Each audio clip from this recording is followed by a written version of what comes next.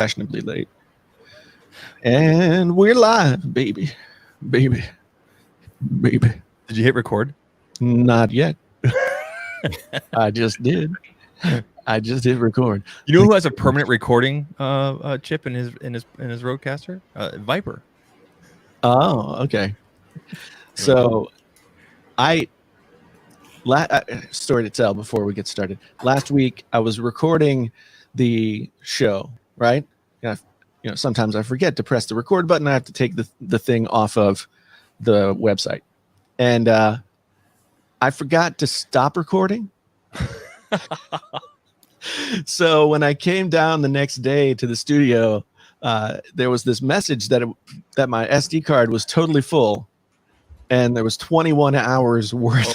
Oh my God. 21 hours worth of audio on one file, and then I downloaded it, and it took over an hour. And then I thought, man, this is gonna it was going to be really hard to throw it into like Adobe and cut it up and stuff, just because it would take forever for it to render into there. So I decided to just get the because it was like 7 gigabytes. Oh my God. So you downloaded that from the StreamYard's website? Well, I downloaded just the actual length of the show, whereas not what I recorded, which was 21 hours. Although if we did the show for 21 hours, that might be fun. That I would be totally down for a 24-hour stream. Yeah. A lot of Twitch guys have been doing that, 24-hour Twitch streams, little marathon to get their subs up. Yeah. Well, some of them have. I've seen more than one video of somebody dying while doing a 24-hour stream. So I think you have to just sort of you gotta make sure that you're prepared. So yeah. Well, on that note, I hope nobody dies tonight. But DaPoets is joining us, and here we go. Right. That's right. Okay. So we'll do all the intros and stuff after I do this. Cucumber. All right.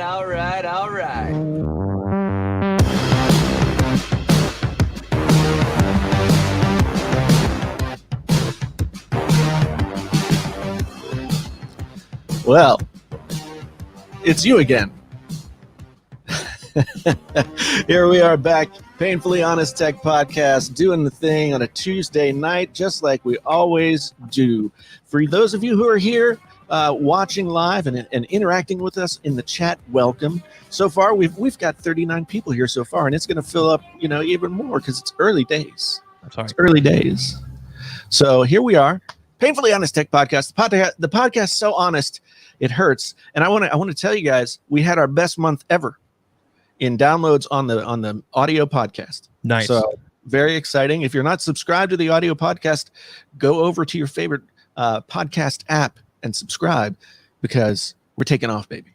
And like Jason said, the podcast comes out every Thursday on your favorite audio platform or whatever. Somewhere around Thursday. I do my best. But if you want to be part of the audience and the interaction that we take, because we regularly take questions and things like that, and we interact with people when they put stuff like in the chat, yes, science and things like that. So if you want to be part of that, join us Tuesday on YouTube at 8:00 Eastern on the Painfully Honest Tech channel.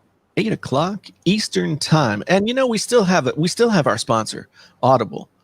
So if you're interested in some Audible, you can help us out over here at the Painfully Honest Tech Podcast. Pay the rent for our sounds, because we had you pay money to serve this thing out to a server, and then so I don't know. At any rate, tonight we have another special guest. We've been having all kinds of special guests recently, but tonight we have DaPoets, who has been doing YouTube for a while, but has been really blowing it up over there on the TikTok. I've seen TikTok videos on other platforms, but I have never been on TikTok. So I hear it's all the rage with the kids, and But yeah, we're gonna talk computer builds. We're gonna talk a bunch of different stuff. Of course, we have some smartphone news, which I mean, if you can, we'll take it because we haven't had very much smartphone news. Smartphone news. Yeah. So we've got some smartphone news. We'll talk about that. We're just gonna, it's gonna be a good show. We're gonna try and be succinct because we're never able to do that. I'm just saying it so that when we blow past 1 hour, I will have said that's what we'll do before we did it. At any rate, DaPoets, man, thank you so much for being here. Why don't you introduce yourself, sort of tell people a little bit about who you are, what you do, and then we'll just roll from there. All right. Well, thank you very much, guys, for having me. And Viper, I swear, I just saw you on your stream just an hour ago. Viper actually lives in the internet. Yeah, he's like a real life Max Headroom. Yeah. But yeah, so I was born in 1977 in Buffalo, New York, and so basically I have a lot of kind of aspects to my life. My main career is I am an investment advisor and a partner in a wealth management firm. I first got licensed in the industry in 1997. I've worked on Wall Street. I've built bank branches. I've built a couple of investment firms. So I've kind of been around the block in the investment world. And so now being a partner in an investment advisory firm, it's kind of nice. I'm no longer that lowly employee, so I get to make decisions as to where I want my office to be, which is kind of nice. So my main office is in Beverly Hills. I keep another office in Buffalo, New York, because I'm from Buffalo, and I also do the financial education for the Buffalo Bills, and about 20% of my clients are there as well. The rest are all over the country. Cool. And what I mean by clients is like they hand me their life savings, and I invest it for them in the stock markets, and I do financial planning for them as well. So you're like a real life baller, like from the show, like. But Some of them call me Spencer. Yeah. There you go. Yeah. Yeah. So they do. So let me ask your advice. I have no money, but a lot of junk. What can I do to build my wealth? I'm trying to do the old get some kind of side hustle, online blah blah thing going. But man, most of the time I'm just doing other stuff. But that's very cool. That's very cool. I mean, I imagine the NFL stuff is challenging because a lot of younger guys with a lot of money all of a sudden. It's interesting and fun. Luckily, the Bills and actually another team just picked me up as well. They bring me in when they're rookies. So like day one, they come in for the Buffalo Bills. They go through Buffalo Bills University, and so I'm one of the like investment advisors or financial people that they speak with. But as I'm a fiduciary, I come with the side of how to work with people like me and what red flags to notice, the right questions to ask, and whether they officially become my clients or not. I'm still there as a resource where they can pick up the phone and just call and say, hey, Terrence, this came across my desk as an opportunity, or this seemed like a red flag. What do you think? And so I'm always going to be that impartial, financial expert for them because I'm a certified financial planner, chartered financial consultant, all those other designations as well. Yeah. And so I think that's why the Bills like to have me there as a resource because I'm truly impartial, so I just have the guys' best interests at heart. And as they grow, well, let me step back a little bit. So as I get all of them in a room, there might be like 20 of them in a room. It's rookie life. So the vast majority of them won't be there in a month, or let alone 2 years. So it's kind of nice to be able to like get them from the ground floor running. And then at that point, they're only making like $300 a week, well, $350 now. So it's really teaching them like just how to manage money, how to budget, cash flow, all that stuff. And, a lot of them have never opened their own checking account before. So this is like something completely different where suddenly they're making 6 or 7 figures. I imagine so. That's one of the arguments for the paying the players in the NCAA is that a lot of times these kids they have needs that they have financial needs. They don't have much financial education, and some of them will then end up in situations like you're talking about, and it can be challenging. I mean, your cousin wants to buy a chicken restaurant in you know, in your hometown and stuff like that. I mean, I've heard so many crazy stories of like what people have done with their money, and you know, most of it seems to be out of the goodness of their hearts, but it doesn't always seem to work out. And sometimes it's something as simple as, hey, I want to do something nice for my family, you know, from the player standpoint, and they end up buying a $500,000 RV and then use it like twice in a year. Right. So, you know, stuff like that. Every time I see them, I'm like, how's that RV? Have you used it this year? And, you know, they give me that look like, no, you know, bad decision type of thing. If I had a $500,000 RV, I would just move in because that's decidedly more expensive than my actual house. Yeah, I've seen this RV. It has like 6 TVs, king size bed. I mean, just ridiculous. You know, that's insane. Lambskin couches, like crazy. Wow. All right. Let me interject. It's time for the Viper to interject real quick because the people want to know, how did he get into tech? What do you do in the tech space, baby? That's what we want to know. Well, I've always loved a challenge. So even when I was in kindergarten, my father taught me how to play chess. You know, so hence the name of my PC here, Deep Blue.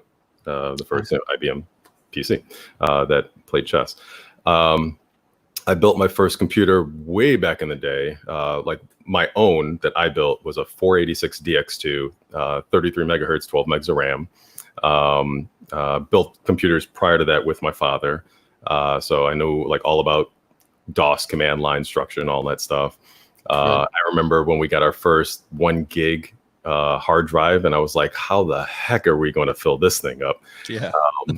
And we found a way to fill it up because I do. I even ran like a BBS, you know, World War III BBS. So people would dial into the house, and my parents would get mad that, you know, 1,200 baud modems were calling the house at wee hours of the night. I ran 2 from home. That was always a challenge back in the day doing that. Yeah. Yes. Trade Wars was my game. I loved that game on the BBSs.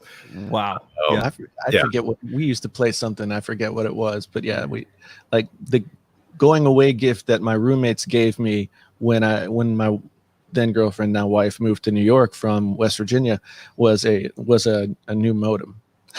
so I could still like call into the BBS and be on there. So this is pre-internet. This is internet existed. I went from a 14.4 to a 56.6, and I was like, this is so fast. Yeah. And now I'm complaining about getting 600 down. Like, you know? Yeah. Deep Blue. Deep Blue is the computer, and Kasparov is right? Yes. Yeah. So IBM designed this computer to try and outplay one of the most talented chess players on the planet at the time, and actually ended up winning. It took several games for it to win a game, though, didn't it?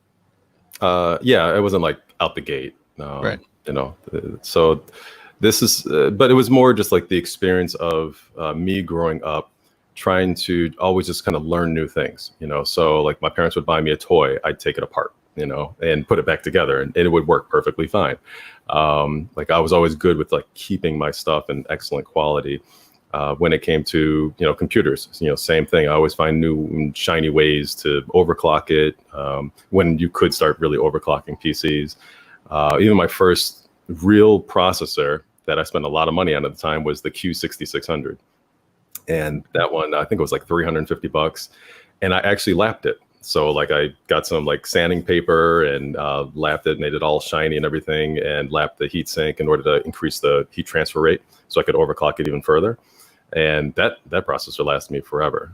So I've always just kind of like wanted to find ways to make the hardware go faster, even though that wasn't like my major. You know, in undergrad, I was economics. You know, I dabbled in computer science a little bit, but I was frustrated because I knew more than my professors, you know, when it came to computers, except for the actual programming language. So I learned a little bit of Fortran, Pascal, C++, but that was always kind of boring to me. I like the hardware aspect and getting in and finding ways to make things break if possible. So keeping on that topic there. So I've been watching all your Deep Blue stuff, like the water cooling stuff, and how you're bending the tubes and this type of pump and that kind of pump.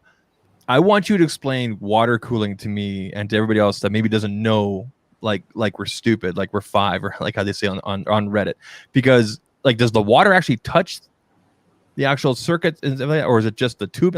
Like explain water cooling and Deep Blue itself, the machine behind you there. Yep. So this system here, so as a little bit of a background, it is a system I've been working on since 2006. So 2006 was actually when I first called it Deep Blue, and it's just had an evolution over the years. So right now, it's currently a Threadripper 3970X, so 32 cores, 64 threads, 64 gigs of RAM, 50 terabytes of storage space, because 4K videos. She's Vega 64 video card, with all of it is on water blocks.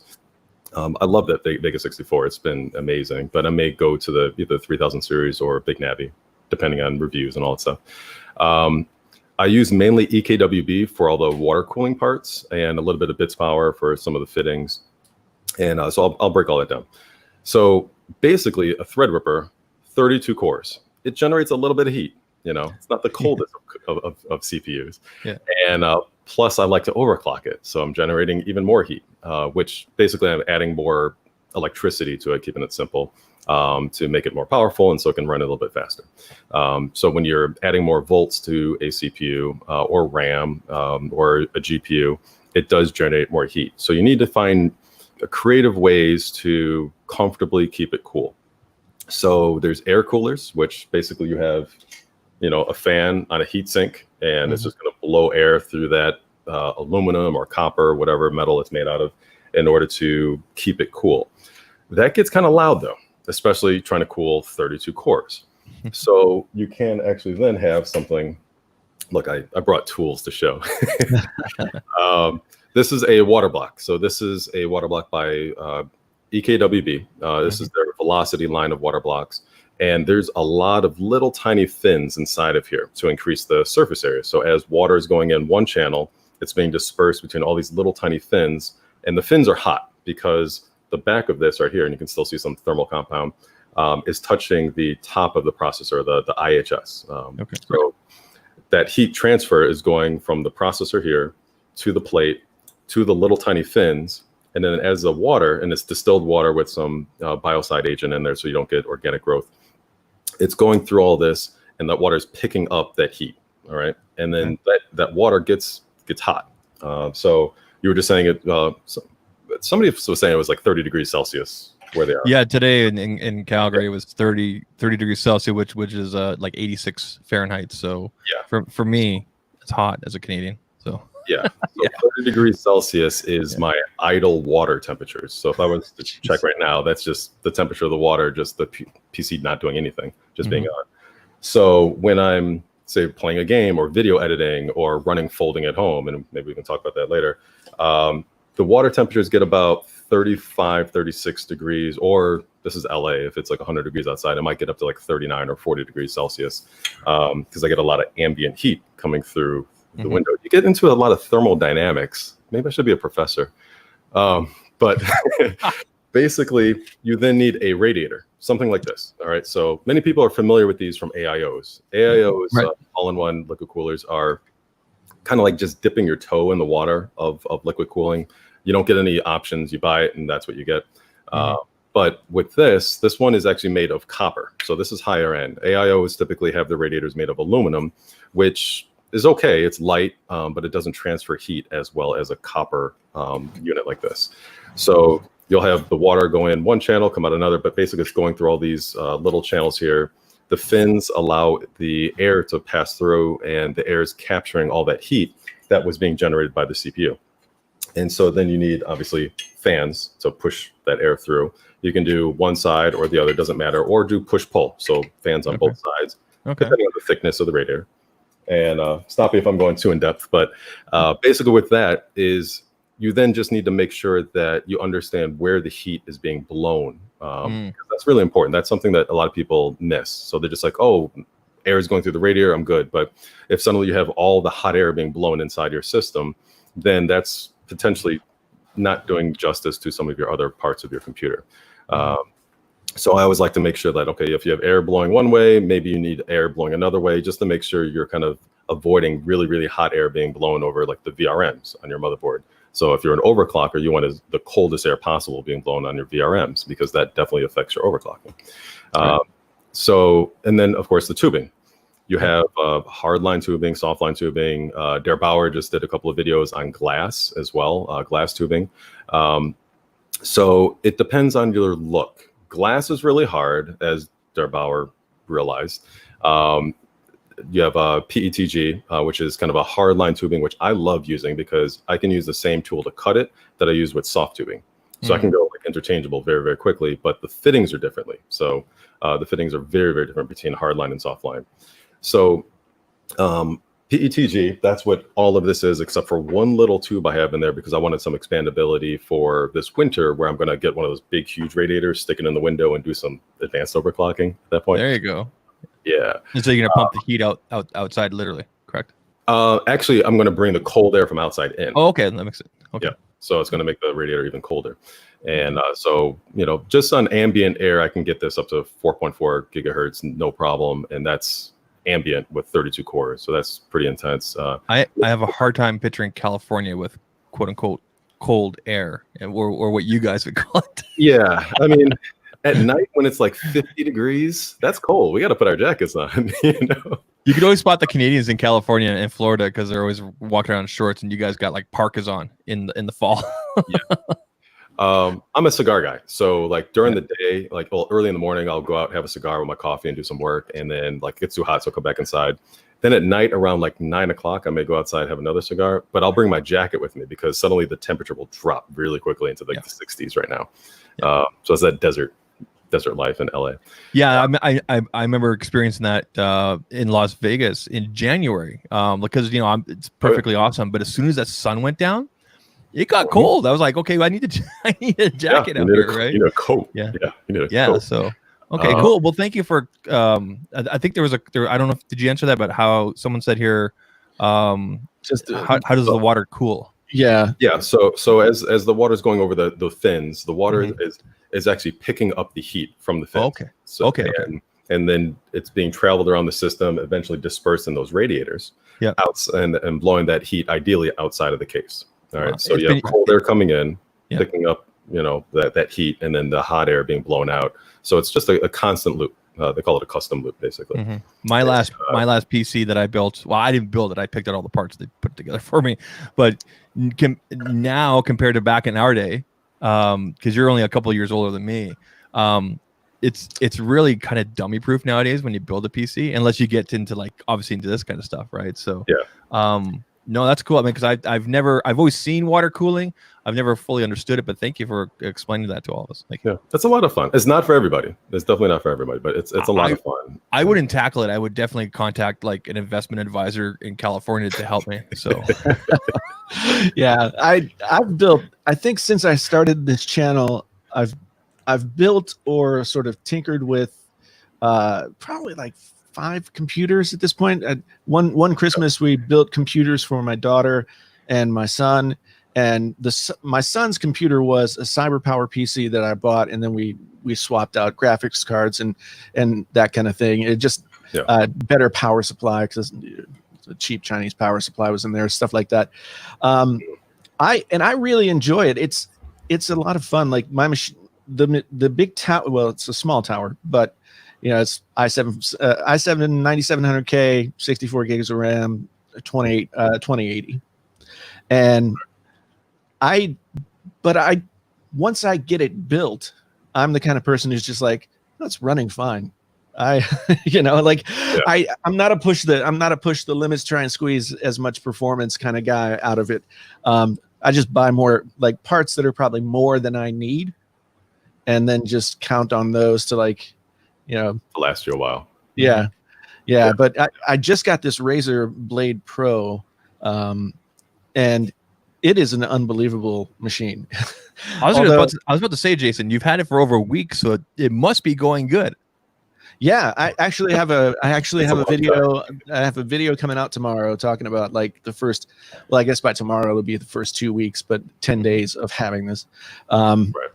And I've always I've tried a few different gaming laptops or desktop replacements before, and the thing that they just never quite got to feel like a desktop in terms of the snappiness, and it just didn't have the same kind of feel. It Right. still felt like a laptop. I mean, you can take a MacBook Pro and use it like a Mac, and it's not, you know, you wouldn't know the difference for the most part. But the gaming PCs that I've had, they were always kind of like, yeah, it just didn't, something wasn't right. This thing has been totally solid for the entire time. And Very nice. I mean, it was stupid expensive, and that would be the only thing that I would like return it for, is the fact that like somebody kicks me in the head and I suddenly come to my senses and realize I didn't need to spend that money. But I've really been having fun with it. But I miss the desktop aspect of just kind of being able to get in there and fool around with things, and you know, every once in a while buy something new to throw in there, and you know, I'm running an AIO right now, but I always kind of thought about doing like a custom water cool thing. Yeah, So- and not every AIO is created equal. So a lot of people, they've gravitated toward the NZXT AIOs, which Yeah. have the LCD display screen, especially a lot of TikTokers. It looks nice, but it's actually one of the lower performing AIOs. Yeah. So then you'll have like Arctic Liquid Freezer 2 or EKWB's really nice 360 AIO. Those are like two of the top performing AIOs out there, but they may not look as nice, you know, in terms of like people's opinion. So they don't always go for that. And Yeah, well, I mean, those NZXTs with the temperature readout and the time and the date and all that stuff. It is. You look inside and you're like, oh man, I feel like I'm in the future.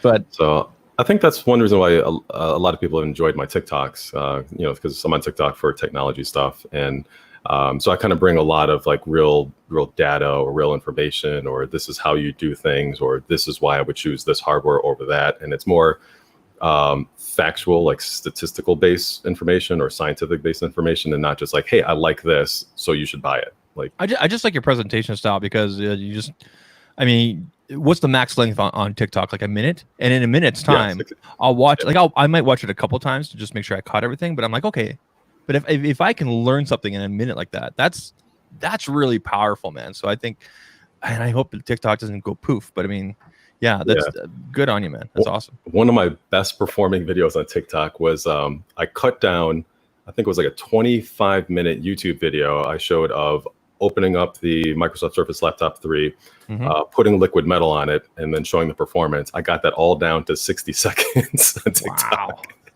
Wow. And yeah, it was exactly 59 seconds and like change.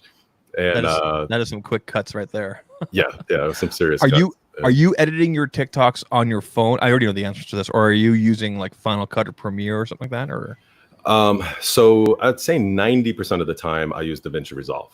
Okay. So I film using the best phone that you can buy, the Samsung Galaxy Note 10 Plus 5G. I got one too. Period. Best phone you can buy. And fight me. Anybody? I'll hold my comments. I've had it for over a year. I love it. I mean, yeah. So with that, TikTok is horrible with how they use Android cameras. All right. So I don't film using the TikTok app. I film using just the traditional Samsung video recording app. So then I can either upload that to TikTok, or I just put it on my PC. And so then I'll use DaVinci Resolve, which is the main way I do things. So I can add some extra text, or, you know, add some sound or music or whatever, make it look really nice. And then TikTok actually accepts it at 60 frames per second, me doing it that way, uploading from the website. So all the time people are like, how are you filming at like 120 frames per second on TikTok? Like, they're always like mind blown. So I try to make sure I have great quality there. That's helped out with my viewership, obviously. And then DaVinci Resolve is just so simple. I mean, so simple to, well, once you understand like each and every tab, like cut, edit, you know, fusion and color grading, I can do like a TikTok video in like 4 minutes, 5 minutes, you know, from start to finish. And it just looks so much better rather than just like hitting record on my cell phone.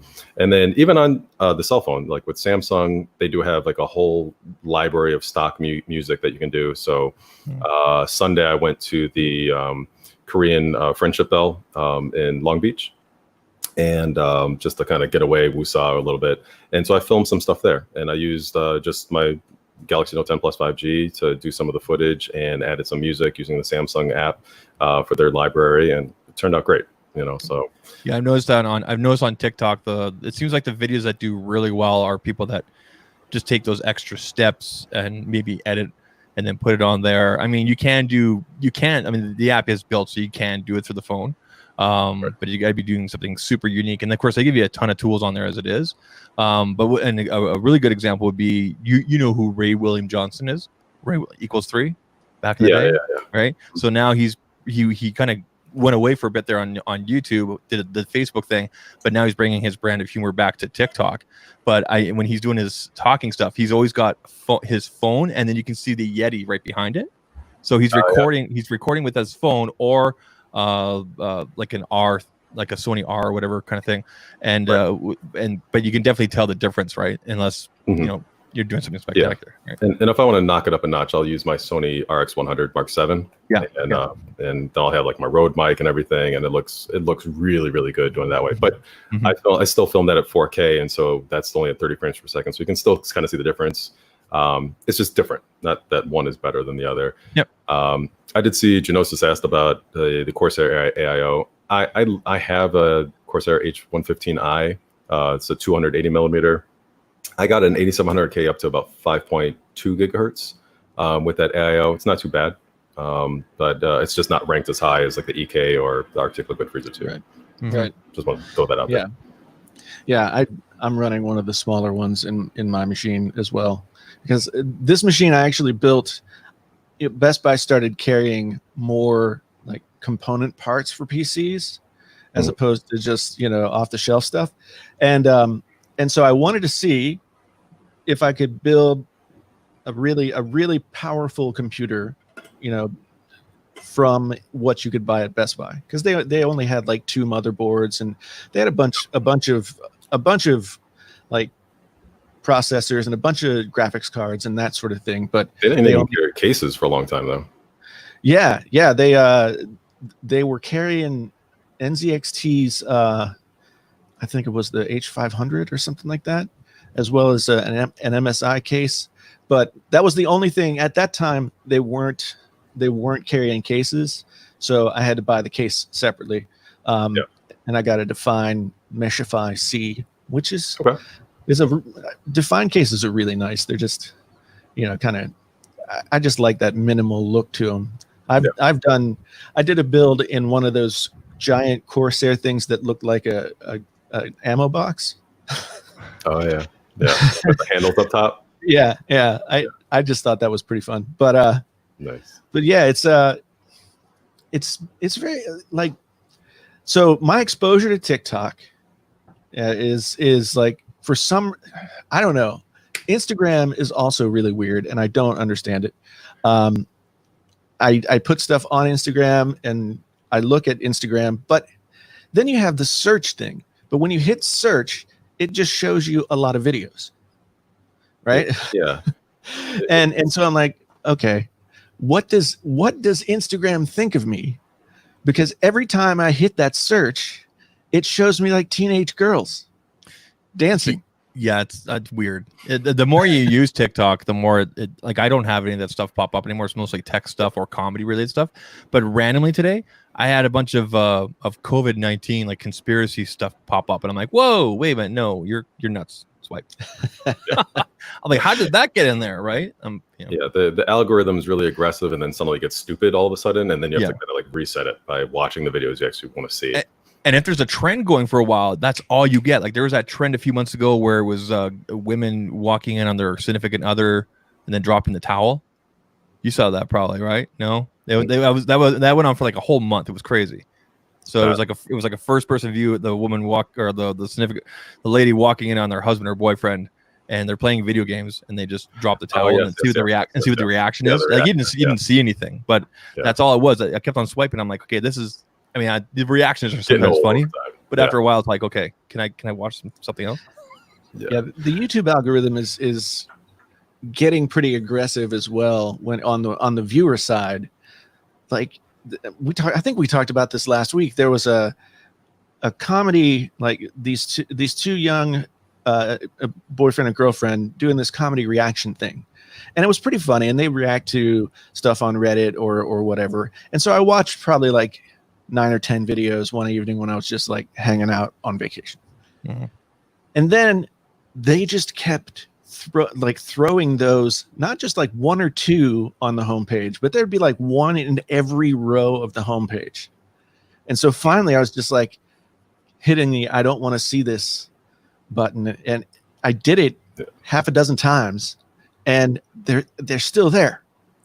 They're still there. I mean, it's totally bizarre. YouTube's algorithm is really bizarre. Yeah, If you wa- I'm if still you getting watch- used to YouTube because like I first got onto YouTube January because of CES, you know, so Right. that's when I bought my Sony camera, and I was like always wanting to go to CES, and Vegas is a quick drive away.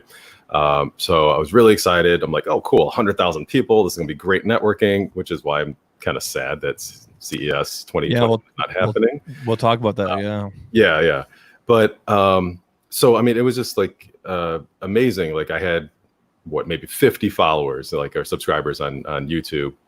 So you know, I filmed a lot, a ton of stuff, and you know, struggled with uploading my 4K content while in a hotel, getting like 2 megs per second uploads and all that stuff. Late nights and like 20,000 footsteps I was tracking on my Galaxy Fit here. Oh, my watch was going off. It was amazing. Yeah, it was crazy. But Yeah. I in the end, I loved every aspect of it.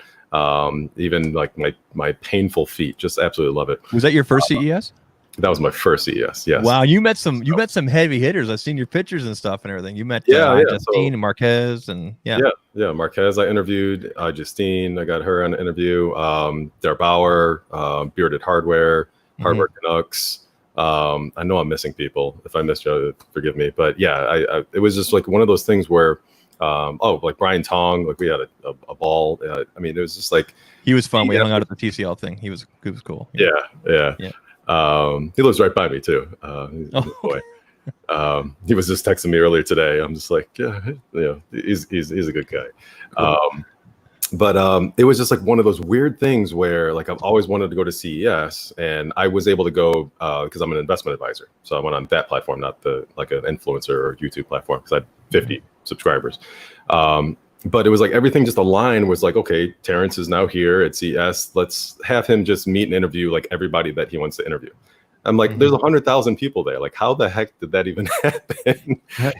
So I just kept running into all these people. So I know Viper has been, I guess he predicted, along with a lot of other people thinking that this wouldn't happen. And Viper, if you want to expand on this anymore, I mentioned this on Twitter earlier today.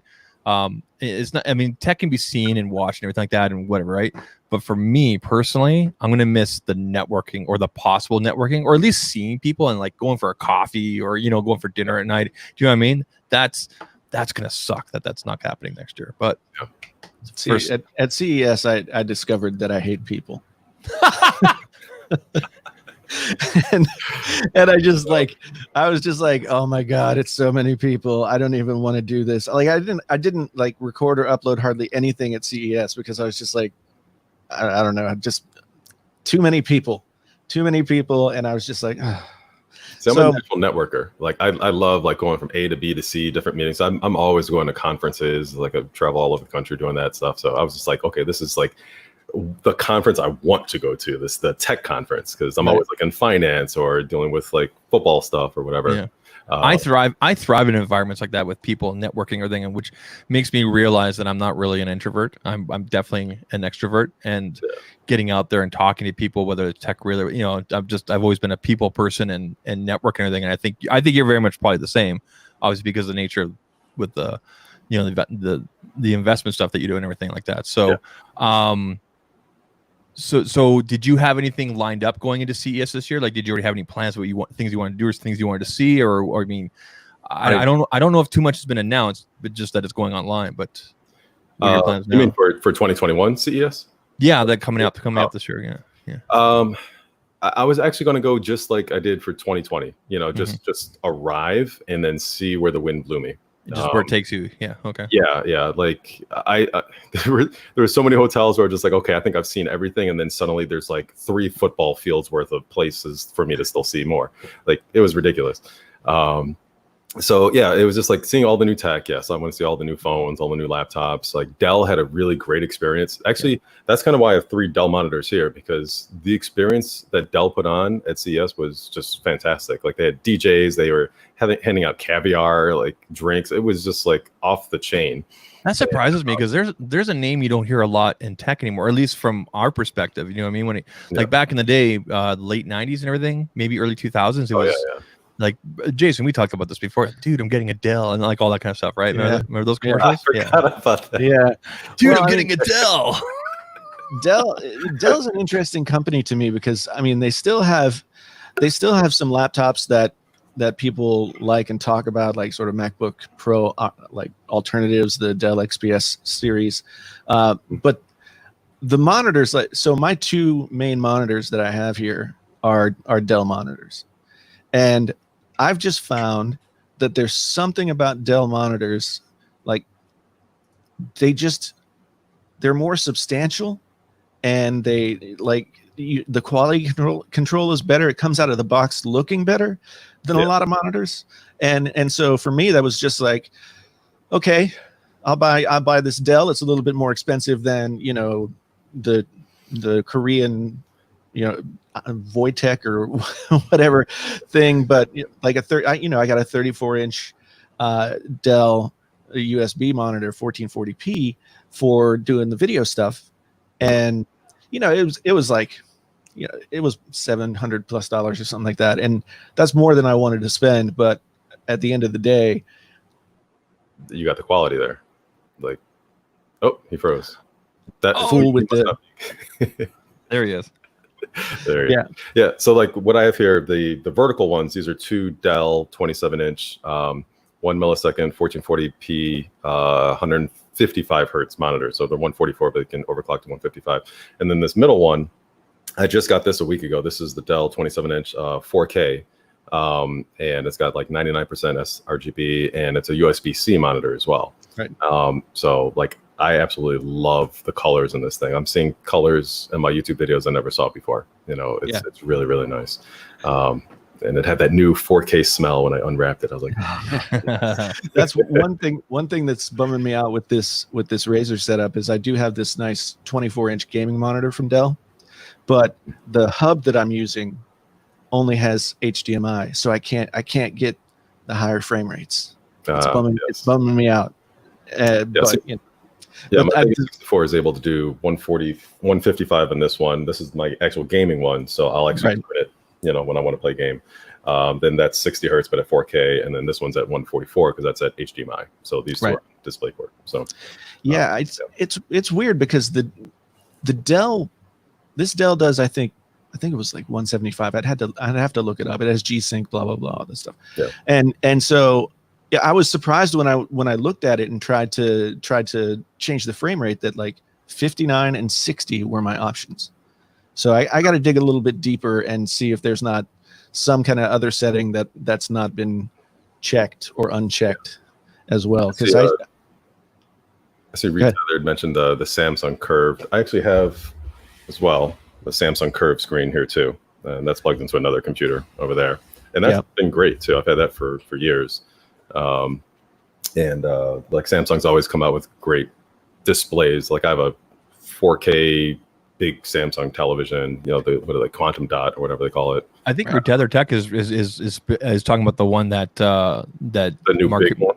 The one that Marquez had on recently, right? Well, it's like super narrow, but like around. Right? Yeah, so it's like I had around you. Yeah. So I bought the precursor to that, the 1080p version. I think it was called the C9, not the G9, and I loved it. It was huge. It weighed like 40, 50 pounds, and it was a lot of fun to use. And it basically a 49-inch monitor is 2 27-inch monitors put together. Yeah. So I was doing like dual screening Mac and Windows on the same thing, or playing a game on one side and then on the other side having all the other stuff going on. The sad part of it is I wanted to mount it on just like a mount, so I didn't have to the stand was huge. It came out halfway into the desk. So when I went to mount it, the mount wasn't as strong as I thought it was, and it just kind of bent down on the hinge, and I tried to hold it, and all of a sudden I felt the monitor, like the screen underneath, crack under my thumb. And I was just like, no, this is terrible. Yeah, for mounts, you have to understand the weight rating, for them. Yeah. And I thought I got the right thing, but I must have just miscalculated. But I broke that monitor, and I've broken 3 other monitors this year. Well, that's another reason I was looking forward to CES, because I wanted to see some of the newer monitor technology, because they had the 360 hertz monitor at CES 2020, which was kind of nice to really tell the difference. It's minuscule going from like 144 to 360, but for like small scrolling text on the screen that's going fast, you can see the difference. But for like average gaming, it's insignificant. But that's also why I kind of wanted to bring up YouTube versus like TikTok. So from January through 2 months ago, I'd gotten up to like 500 subscribers on YouTube, and then in 2 months on TikTok, with just the same style of tech content, I'm up to almost like 40,000 followers on TikTok, and then a lot of those followers have carried over to my YouTube channel. So now I'm up to like 3,000 and change on YouTube. So that's a decent conversion rate as well. Yeah. So I actually took a month off from YouTube and posted my first video yesterday in a month. And that one has done so much better in terms of viewership in the first 24 hours than any of my other ones, just because of like those added subscribers now. Right. So it's different. Have you started moving any of your TikTok content over to Instagram in the case of a TikTok shutdown or anything like that? Or so I've kind of like diversified a bit. So of course on TikTok, I always say, in case this gets shut down, you can find me on YouTube, you can find me on Instagram. So my Instagram, without marketing it much, it has increased like a lot, I'll put it that way, compared to what it was, because I never really market it much. There's Byte. I do have an account on Byte, and a number of from TikTokers did just sign up or follow me on Byte. I know YouTube is thinking of doing something that's kind of like a TikTok type of thing, but I honestly think TikTok is going to be here for a while, because they've moved like a lot of their stuff over to Amazon servers here in the US. And so if they were to, if the government was to say, okay, TikTok, we don't want you here, they would have to do the same exact thing to Facebook and Twitter and everybody else as well, because now they're technically under the same guidelines. Especially with Twitter having that huge security issue. TikTok is now technically, with legality, flown under that radar for what the government has said. Okay, you're a security issue. So they're if you want to get into the minutia of it, we can. But I'm comfortable with how TikTok is running right now, and it's a American citizen that's CEO of TikTok now as well. So I'm fine with it, and it's not like I'm running out screaming like fire in a movie theater or anything like that. Everything I'm doing is like, if you want to see that I'm reviewing a laptop, here you go, government. I don't care. Right. Yeah. So I'm not one of those like, oh my God, privacy people. It's the internet. I mean, when your phone is sitting off not off, but if it's like you're not using it, it's on a desk, you start talking about a book, you're going to get ads in Amazon and Facebook for that book. I'm seeing that all the time. So they're listening. And just at the point, I don't care. My life's an open book. Go ahead, have fun. Yeah, that's something we've talked about before. The fact that, I mean, if you're somebody who really values your privacy as it used to exist, then the internet is not the place for you. Right. Otherwise, you have to accept the fact that all of these free services that you use, they have to pay the bills some way as well. And so if you're not paying for it, you're the customer or you're the product, and they're selling your information and matching you up with people who want to be in front of you. So that's just the way it goes. Yeah. That's the internet. And YouTube is free, Facebook is free, Twitter is free, all that stuff is free, but it isn't free, and it costs money to run. Right. So yeah, I I don't get down with the whole privacy thing, because I just think sometimes it's like willfully naive to be like, well, you didn't take my stuff, you know. Everybody's, it's going to happen. And I'm looking forward to like the evolution of 5G as well, because like I want to walk into the Samsung Experience store in Glendale here, and they be connected to my phone and already know that I'm probably, based on my shopping habits and things that I read, I'm probably looking for a display of the new Samsung Watch and the Z Fold 2. You know, so I just want somebody to come up with me and say, hey, Terrence, welcome to Samsung.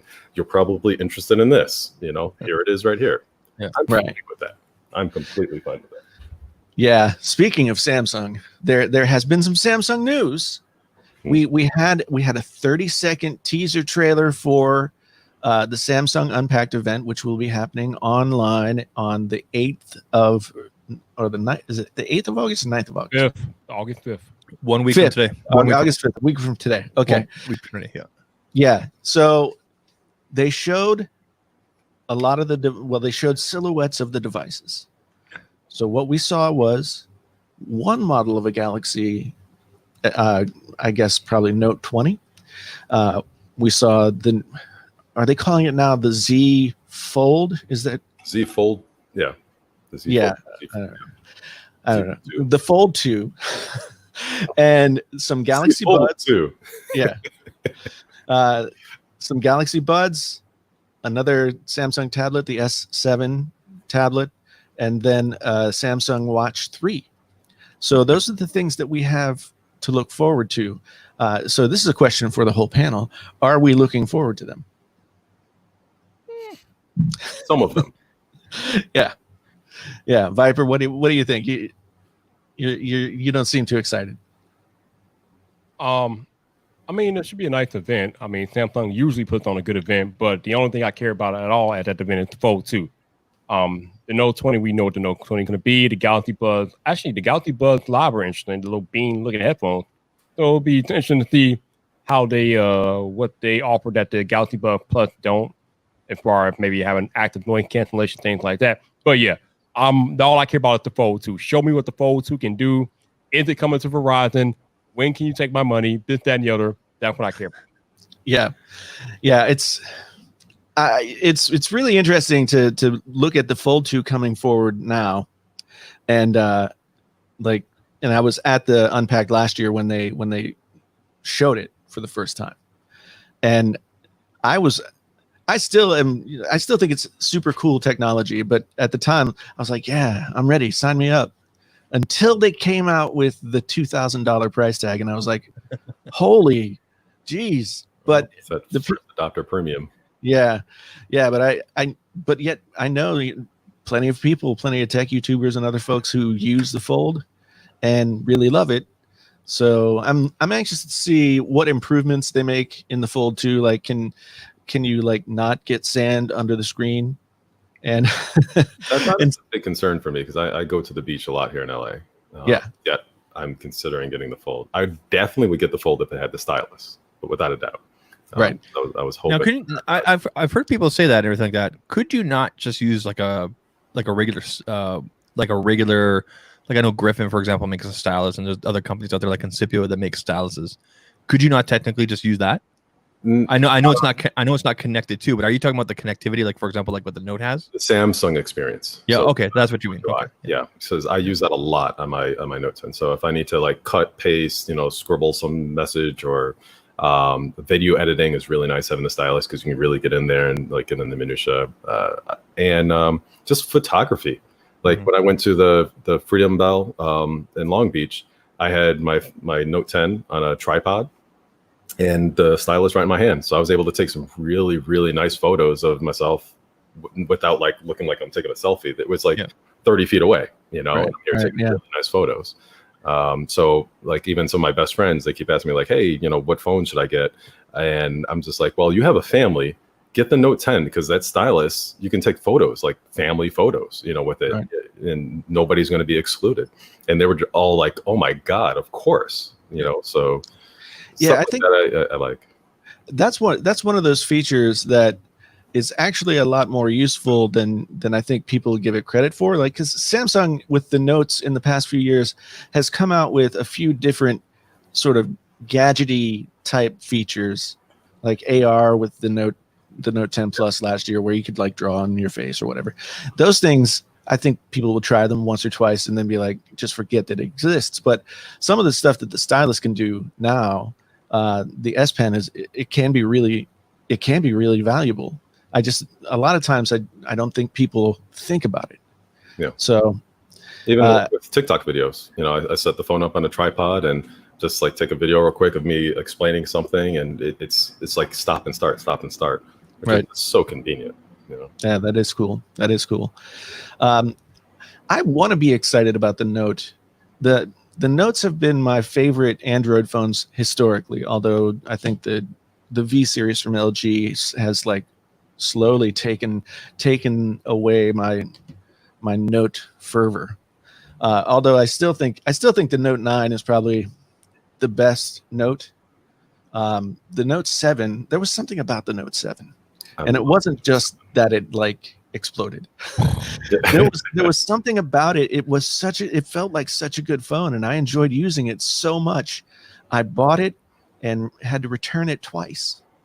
And I was so bummed out. It's like, well, I guess I'll get this. I guess I'll get an iPhone again or something. It was really, really upsetting. Yeah. But of the phones that you can buy, I still think the Note 9 is my favorite because it still has the headphone jack. Yeah, and I figured that was a big pull for you. Yeah, still has the headphone jack, but also it has some of those S Pen features, but especially now you can get it refurbished for such an incredible price. It's like, I think I got mine refurbished for like $350. Oh, nice. And so Amazon Renewed Amazon Renewed is an amazing thing to me, because especially for mobile tech, because before mobile tech, you had to buy something off of Craigslist from somebody in a parking lot, or you go to eBay, or you go to Swappa, and I use eBay and Swappa still, but Amazon has this whole list of things that they say these are the things that have to be in place for this device to qualify for this program. Right. And then they have they have 90 days of Amazon warranty. So I'm just like, wow, that's good. That's good. And I've just really been having fun with the Note 9. The Note 10, I don't know why I reacted to it so negatively. It was partially the headphone thing. Samsung liked to tout their love of the headphone jack, and then they let it go because they want to sell Galaxy Buds, which aren't very good. But but they basically did that. Plus the Note 10 and Note 10 Plus thing kind of bothered me, because to me the Note had always been sort of Samsung's flagship phone. Comes out a little bit later in the year. It shows everything that Samsung has to offer that year, and everything that they can do, and it's just stacked to the gills. And next year it'll be the same thing. But taking the Note 10 name and putting it on something that's got a 1080p screen and not really, it doesn't have a big battery on it, it's a smaller device, etc. It felt like it just kind of took some of the shine of the Note device off. I don't know if Samsung's thought is that the fold devices are going to be their shock and awe devices now. So the Note and even the S series to a certain extent aren't necessarily as attractive to them. But I don't know. I mean, what do you guys think? Okay. Well, I'll just say that I'm very happy with my Note 10 Plus. I don't use the stylus as much as I think as much as I probably should or probably could, but I'd rather have it and not need it than need it and not have it. So, for example, I was recently sent some documents I had to sign, some NDA stuff, and I could just sit there on my couch and sign off on them, right? So.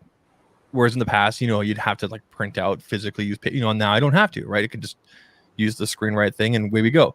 But I'll say this, because my whole perspective about the newest device every year and everything like that, there's got to be something really compelling and different for me to go from the Note 10 Plus to, I mean, whatever they're going to call it this year. I guess there'll be a 20, a 20 Plus, and an Ultra, from my understanding. Correct? I think there's like 2 models. So the Note 20 and then the Note 20 Ultra. Okay. So what pricing too just came out today. Yeah, and when you convert that to Canadian, holy crap! Yeah. So that's something for me. But if I'll be honest, I mean, I'll be putting them side by side, GSM Arena or whatever website I can get that has accurate information. And if there's not a significant jump here or there, I don't foresee a reason to upgrade, which is probably what the majority of people will be like. The majority of regular tech users. I mean, I know we're kind of in this bubble here, but I'm starting to start think along that lines too. Like, do I really need to? I am interested in the watch though, because I did have the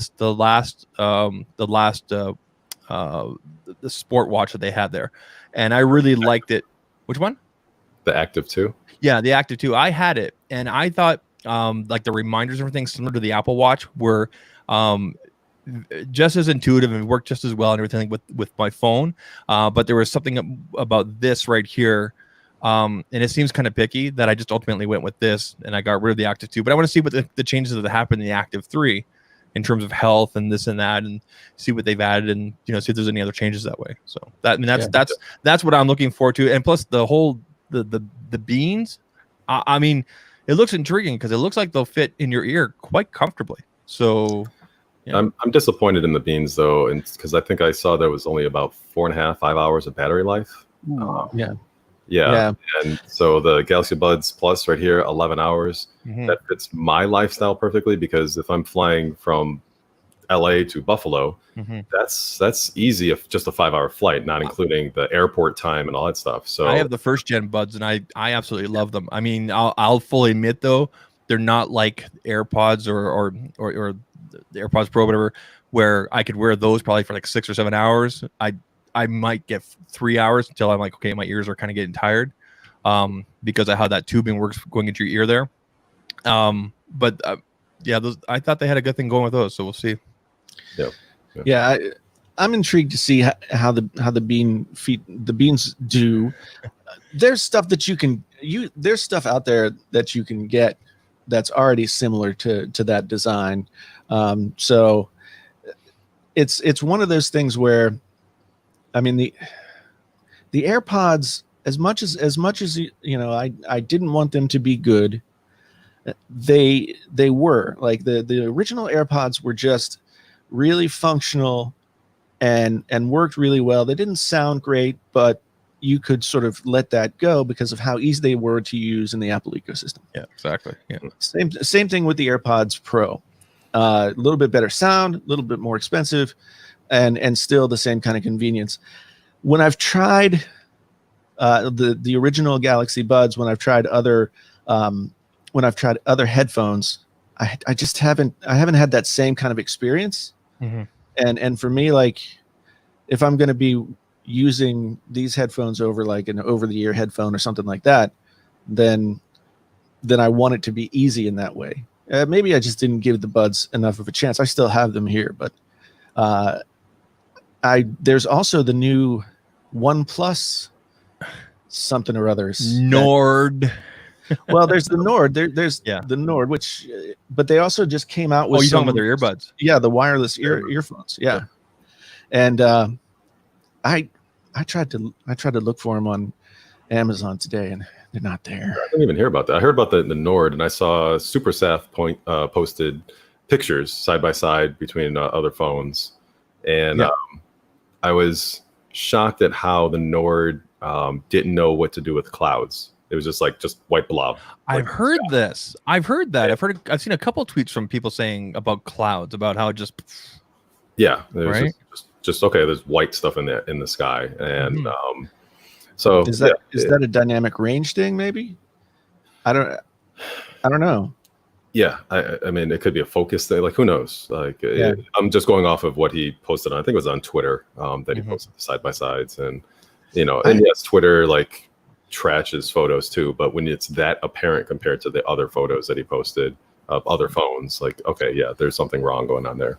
Yeah, I did see one of the photos that he posted, and it was I think it was a selfie, and it was the S20 versus the Nord, and the Nord looked a little sharper and a little brighter to me than the S20 did. I didn't look at it super closely, but it did look pretty nice. Whatever the issues are, I don't know if OnePlus has officially announced that something's going to come to North America, but as you guys know, the Nord's pretty much just overseas and everything, unless of course you want to import it, right? eBay or whatever. But hopefully, I mean, it's cool to see OnePlus to kind of go back, quote unquote, to their roots, if you will. But it's kind of funny when you look at the circle of life with them. Michael Fisher had an awesome tweet about this. 4 or 5 years ago, wasn't everybody screaming at OnePlus saying, we want this, we want that, and then 2020, here's everything, but here's the price, and everybody's going, whoa, what? So it's hard to have that balance, right? But it's good to see that they're they're kind of giving that. But on the flip side too, if you put the Nord, for example, up against like the 7T, the 7T apparently is a better deal in terms of pricing and specs and whatnot. So it's a tricky game, I guess, sometimes. Yeah, I think OnePlus is still in the they can't do what a lot of other manufacturers do, in the sense that they can't have an extensive lineup of phones, right? So Genosis here says it's hard to co-sign the OnePlus these days when there's the iPhone SE and the 3 and the 3A and all that kind of stuff. And competition is good for all of us, Yeah, and so I think with OnePlus, one thing they did really well, and I always remember Marquez saying this, it's like 90% of a flagship phone for 50% of the price, right? And they were really good at that for those few years, but the economic reality of it, once they started to add in things, once they started to add stuff in, then it's like, well, the only thing you left out was wireless charging. This is kind of a pain in the rear. I think whatever the Pixel 4a is going to be, people will probably pick that over the Nord, for example, or whatever version of the Nord that comes to North America. Because definitely when it comes to the photography side, if Google can nail the video side of stuff, like fix that in the 4a or even the Pixel 5, that's going to be a winner. Because to me, that was one of the major sticking points with that device last year that I thought was missing. I just don't think I could get the Nord, because it makes me think of Pinky in the Brain, with Pinky just saying Nord. It's an interesting naming choice. Yeah. It actually means north, and I thought, of all places, why is this not in Canada? I mean, the Nord. Yeah. It should be it should be here. Come on, right? My wife is actually trapped in Canada. She's Canadian, by the way. Oh, way to go, buddy. Yeah. I just nabbed her from Toronto, and I brought an immigrant across the border into the U.S. There you go. So she went there for a couple of weeks. Well, one, when you get there, she had to be in quarantine for 2 weeks, so at her sister's and visiting family. And then she was supposed to come back. She booked a movie because she's an actress, so she's actually on set today until like the next week or two. So who knows? So I miss my dog. She's got the dog.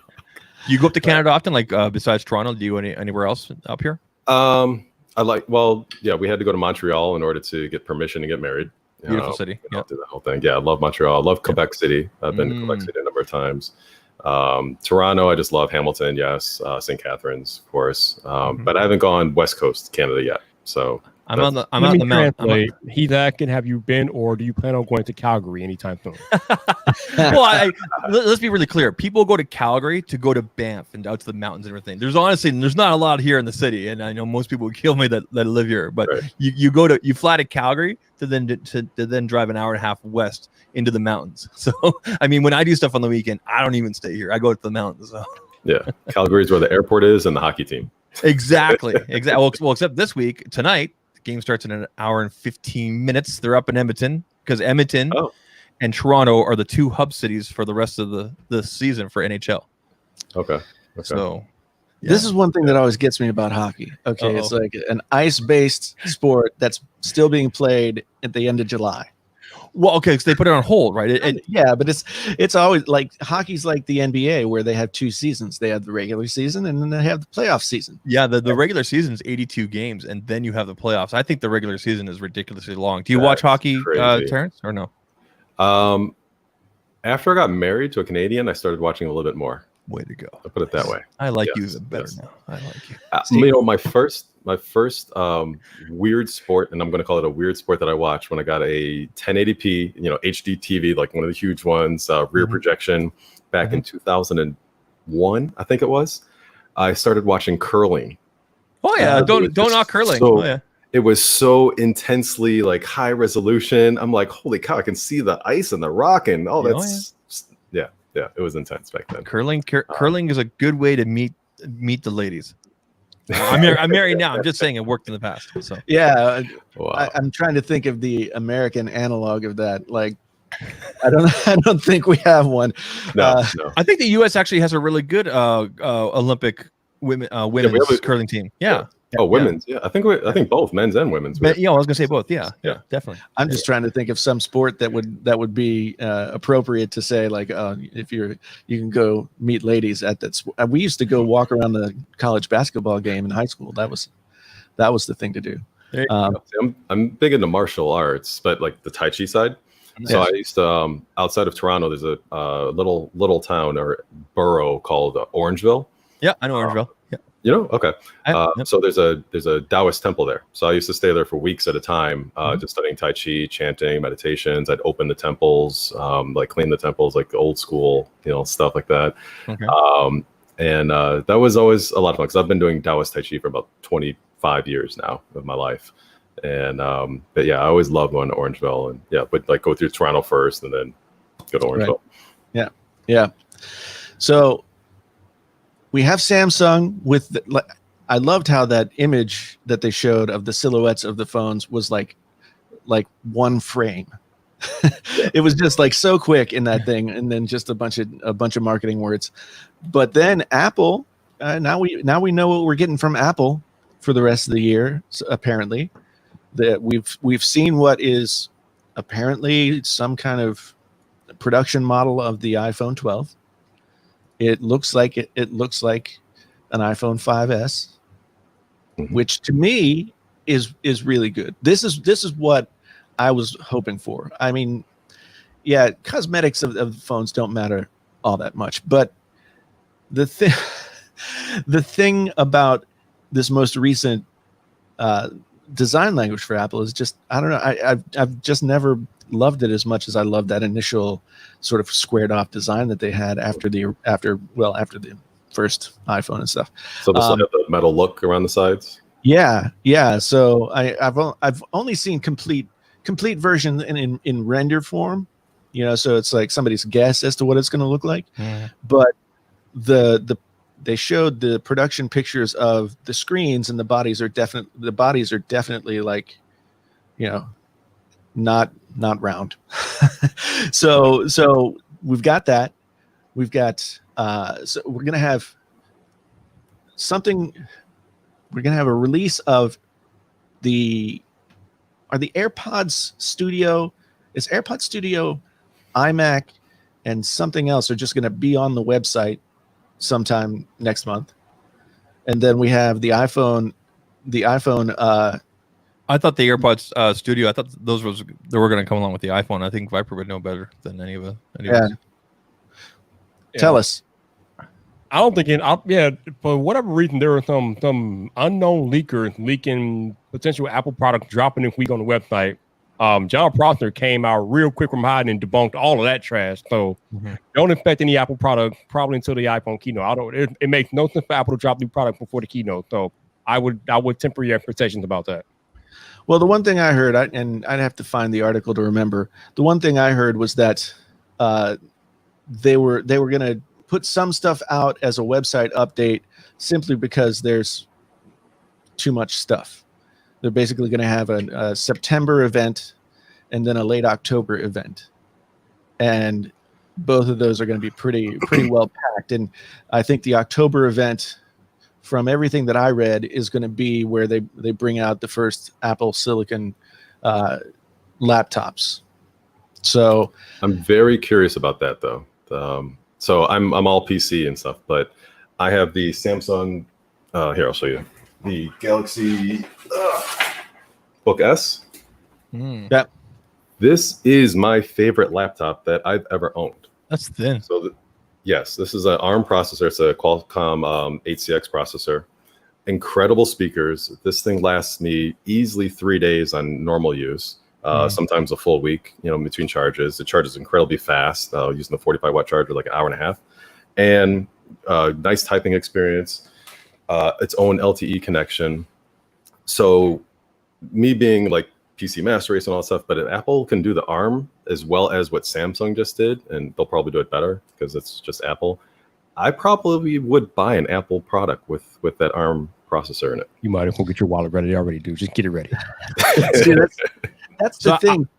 That's the thing too, is that we already know what Apple can do with ARM processors when you look at what they can do with the power that the iPads have, and that kind of thing. So if they can bring that kind of like over performance to something like a laptop, a desktop, et cetera, I think it could, some people are saying, oh, they're going to turn them into toys. They're not going to be worth blah blah blah.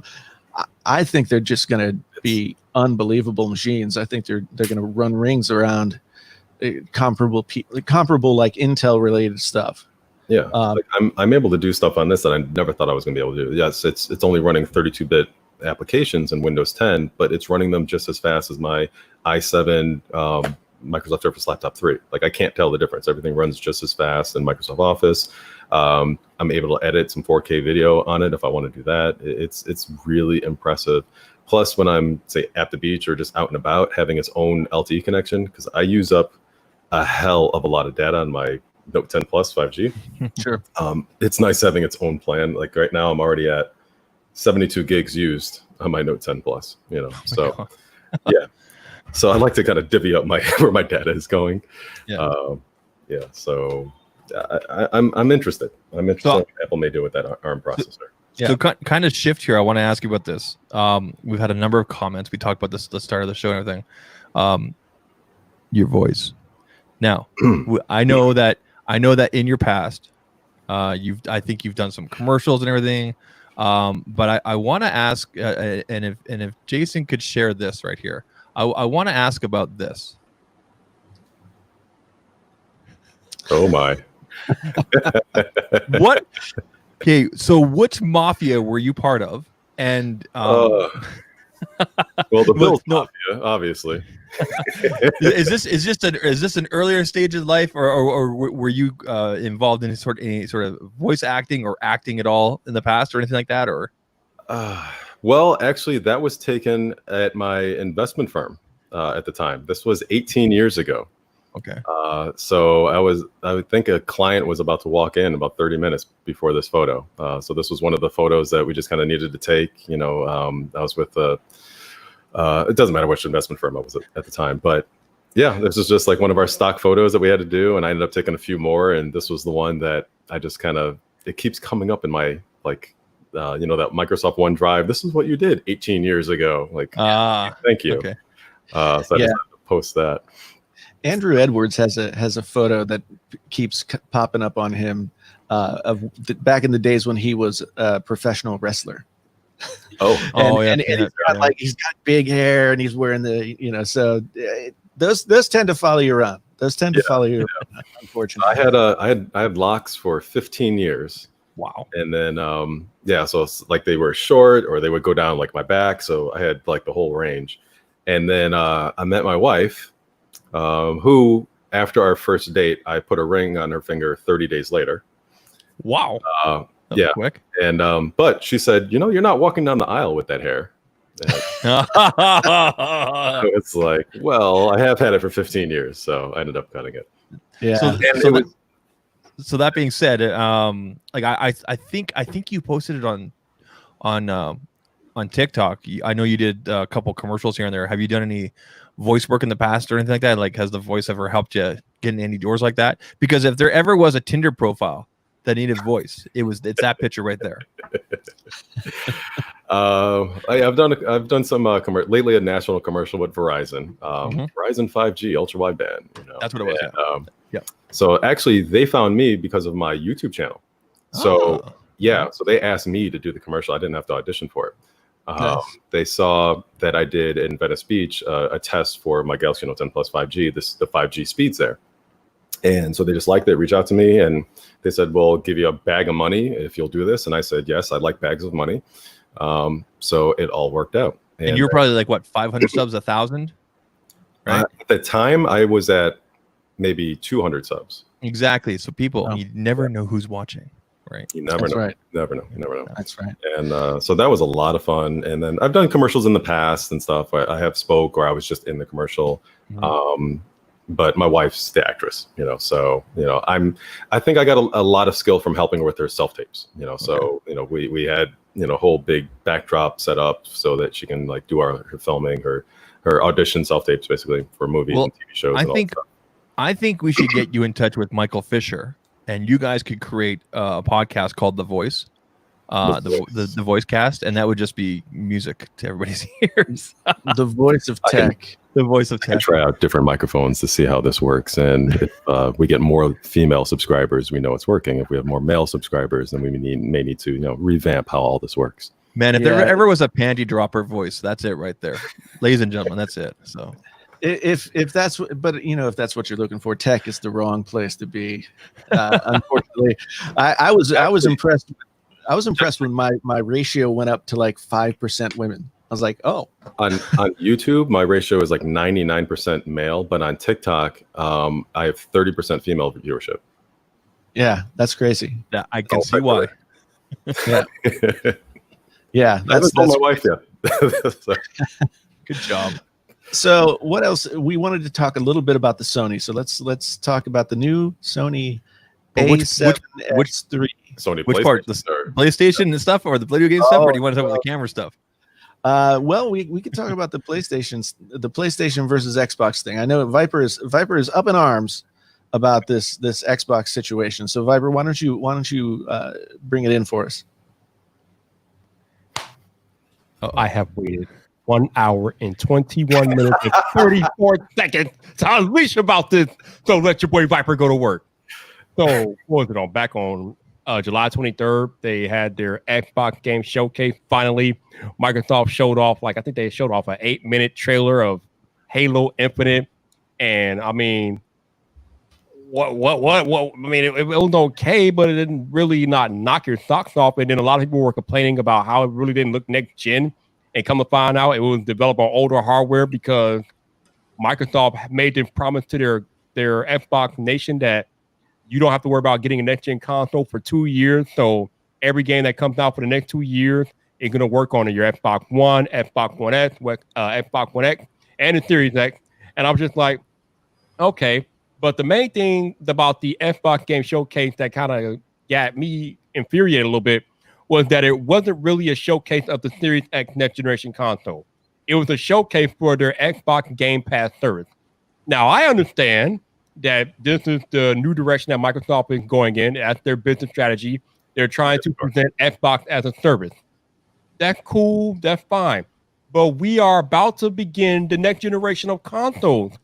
And if you're going to have a showcase and we're looking for games for the next generation console, trying to show your Xbox Game Pass service off to me and all these games or whatever, that doesn't sell me on the Xbox Series X. When Sony had their event in June, all those games that they showed off are games that are going to be working for the PS5 and PS5 only, and they look beautiful, they look gorgeous, they look different. Hell, you had a game about some type of Twisted Metal type Demolition Derby thing going on. You had a game about playing like a bug or something, and you got a game about a stray cat. I mean, Sony has such a variety of first-party exclusives that will only work with the PlayStation 5, and that got me hyped. I mean, we're not even going to talk about Spider-Man because that's a system seller on day one. Everybody knows that.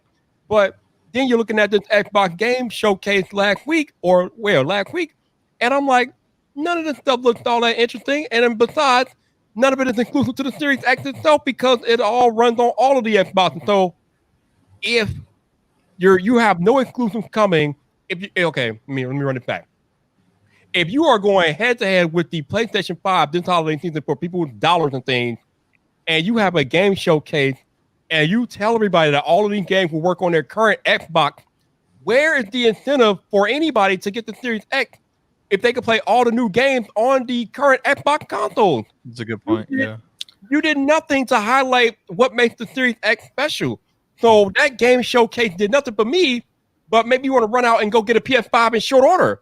It didn't do anything to embolden my resolve for Xbox. And I'm an Xbox dude, and I'm like, what was that? So while I understand that Game Pass is a prosumer thing, it's a very consumer friendly.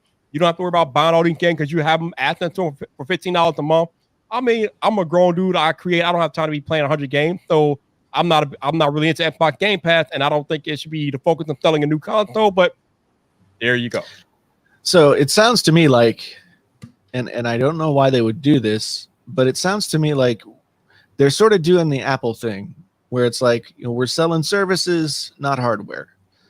So if the Xbox Game Pass thing is available for $15 and people, all the people who've bought an Xbox console for the past like 8 years or whatever are able to sign up for that and play those games, then Microsoft, it sounds to me like they see that they can make a lot more money selling those subscriptions than selling Xbox One X Series X's. Yep.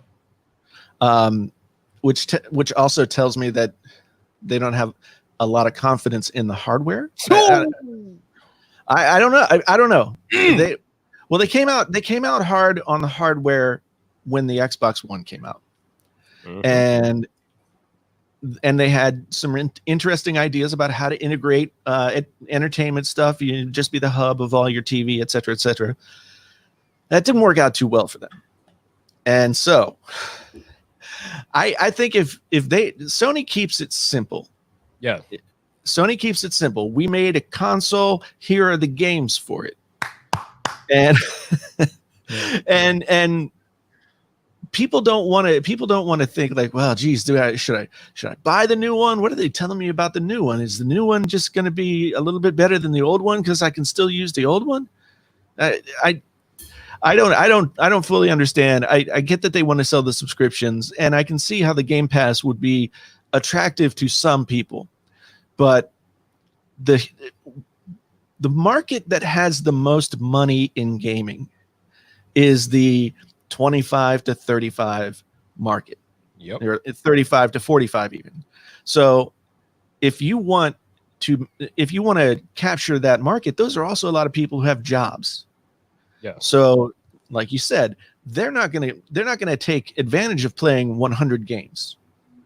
They might download one, play it, and then play it as much as they want to, and then download another, and they're just paying to rent it. And I get it, but at the same time, if there's no physical media, then why would I pay $60, $70 for a download that will only work on this one console? Right? There's a couple of platforms on PC where they've been doing this for a couple of years, where maybe like $12 or $15 a month, you just have access to all of the games in that library for whoever's making those games. And, there's a demographic that just kind of wants that. They just kind of go in, they're like, okay, I want to play these games for a month or two. All I have to do is pay $12, $15 a month, and I'm good. And then when I'm bored of them, I don't have to pay anymore. So I didn't shell out $300 for these games. I just shelled out maybe $30 over 2 months. Blizzard kind of comes to mind when I think of that. Yeah. Blizzard kind of comes to mind when I think of that kind of thing. So, I think is Diablo still free to play, right? Isn't it? Yeah, Diablo you can still play for free. And I think the original StarCraft is as well. But of course, if you want to play World of Warcraft plus level 20, you got to fork out the $14, $15, whatever it is a month, right? So, Mm-hmm. But I mean, launching the Blizzard launcher there, like you said, you've got all those games there, right? I guess that's what you're kind of talking about, right? Exactly. Yeah. Yep. I'm in the Blizzard launcher quite a bit these days with the COD Warzone. That's been my downtime thing. And what's with people? It seems like it's really weird because I don't pay a lot of the attention to the console war people and the people that argue about that kind of stuff. It seems kind of redundant, kind of like how people argue iOS and Android. But what's with people complaining about the the apparent big size of the PlayStation. Are you going to be carrying this thing on your backpack every day? Like, just set it off to the side and go, right? I've literally seen people complain saying, well, I'm not going to have that big ugly thing in my house. Like, nobody cares. I said big ugly. That thing is sexy. Hey, what are they, man? What are you? I don't care how big it is. It could be the size of a fridge. I mean, it looks cool, right? It looks like a regular big old DVD player in terms of like a futuristic Wi-Fi router. I'm all about that. Like, I that was my favorite. Whenever they first showed what it was going to look like, and everybody put like pieces of paper on their Wi-Fi router. All right, but all of y'all in the chat saying that everyone will get both. Everyone will not get both, especially we're in the middle of a global pandemic. It's not that no. Everybody's not going to get both. You're going to get one or the other. It's not no. I'm going to PlayStation just because of the variety of titles. It seems to appeal to me more. Some stuff for me, stuff for the kids, and everything like that. I'm not saying that Xbox doesn't have that, but PlayStation 5 was about to destroy the Xbox Series X when these consoles launch. It just looks nice, yeah. Well, I think Viper, you're making a good point about the fact that talking inside of the tech enthusiast bubble, I think there's a healthy proportion of us who play games and have played console games that will end up getting both, right? Yeah. But outside in the real world, this for a lot of people, this is a big decision for them to make, because they're going to make this decision, and that's going to be their gaming console for the next 5+ years. Yep. And so it's a big chunk of money for a lot of families, especially if they're they have a lot of kids, et cetera, et cetera.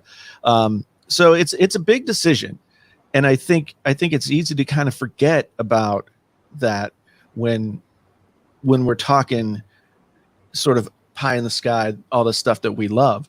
But if I were looking, so Xbox tried to go with that sort of entertainment hub thing with the Xbox One. And they thought that that's how they could deliver value to the whole family, right? It didn't end up working out. Sony is not like the PlayStation 4 is not nearly as the interface is awful. It's just no good, but they got the games. So at the end of the day, if you want to play PlayStation exclusives, then you got to get a PlayStation. Exactly. Xbox is going to have some exclusives, but it's a totally different crowd. Like, Halo is a big thing, and then they got Fable, I guess, is going to be coming back with a new version. But when you've got Spider-Man, Last of Us, the whole Nathan Drake series, like there's just so many different kinds of exclusive games on PlayStation. I think that's where they ultimately win. DaPoets, do you have a favorite console, or are you more PC gaming, or is it gaming? Don't ask him. Don't ask him. He doesn't count. Yeah, my favorite console was ColecoVision. Oh yeah, I remember that. Wow. Had the little like the little dial. I hated that goddamn thing. I was like, what is this? Yeah, we had a lot of fun with that because we didn't have Ataris. We had ColecoVision, and then past that, Nintendo 64. So my wife and I, we play. Why was there never a classic version of that? Nintendo came out with the NES Classic, the Super NES. Yeah. I was waiting for an N64 Classic. I think they're working on it. That would be beautiful, because that was an awesome controller. Remember that thing you could hold in the middle or whatever, right? Yeah. I mean, that was pretty much the foundation for all the modern controllers that we have them right now. Yeah. Yep. So that was technically the last console I ever bought, and then I bought it again like a couple of years ago, just so my wife and I could play Smash. The N64. Yeah. So you're a lot like me. Like the last console I ever owned was the PS1, until I bought all these retro systems like last year and everything like that. So yeah, I know. I did the PC thing for a while. Like, dude, you have no idea. I rated hardcore WoW for like 4, almost 5 years.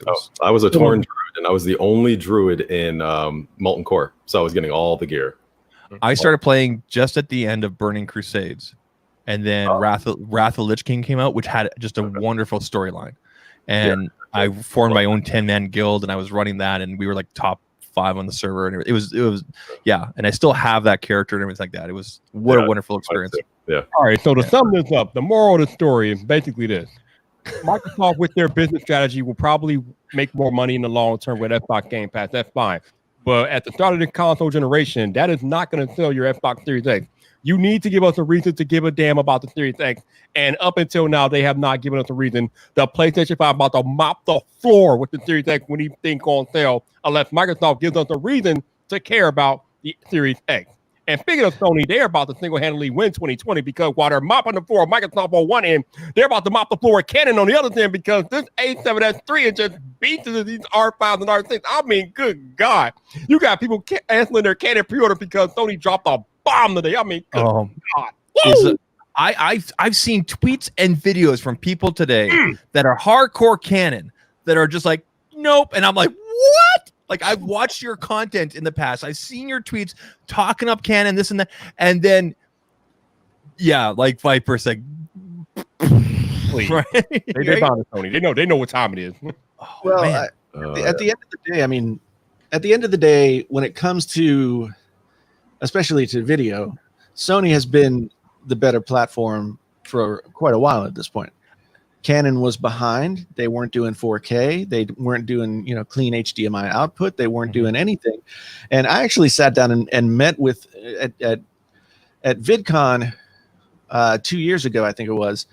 Canon invited me to come to, talk to their little group of engineers that they had there, and just asking me like, what do people who make YouTube videos and do streaming and stuff like that, what do you want to see in a device? Yeah. And I see some of those things coming around, but I don't know. I mean, the A7S3 is super expensive.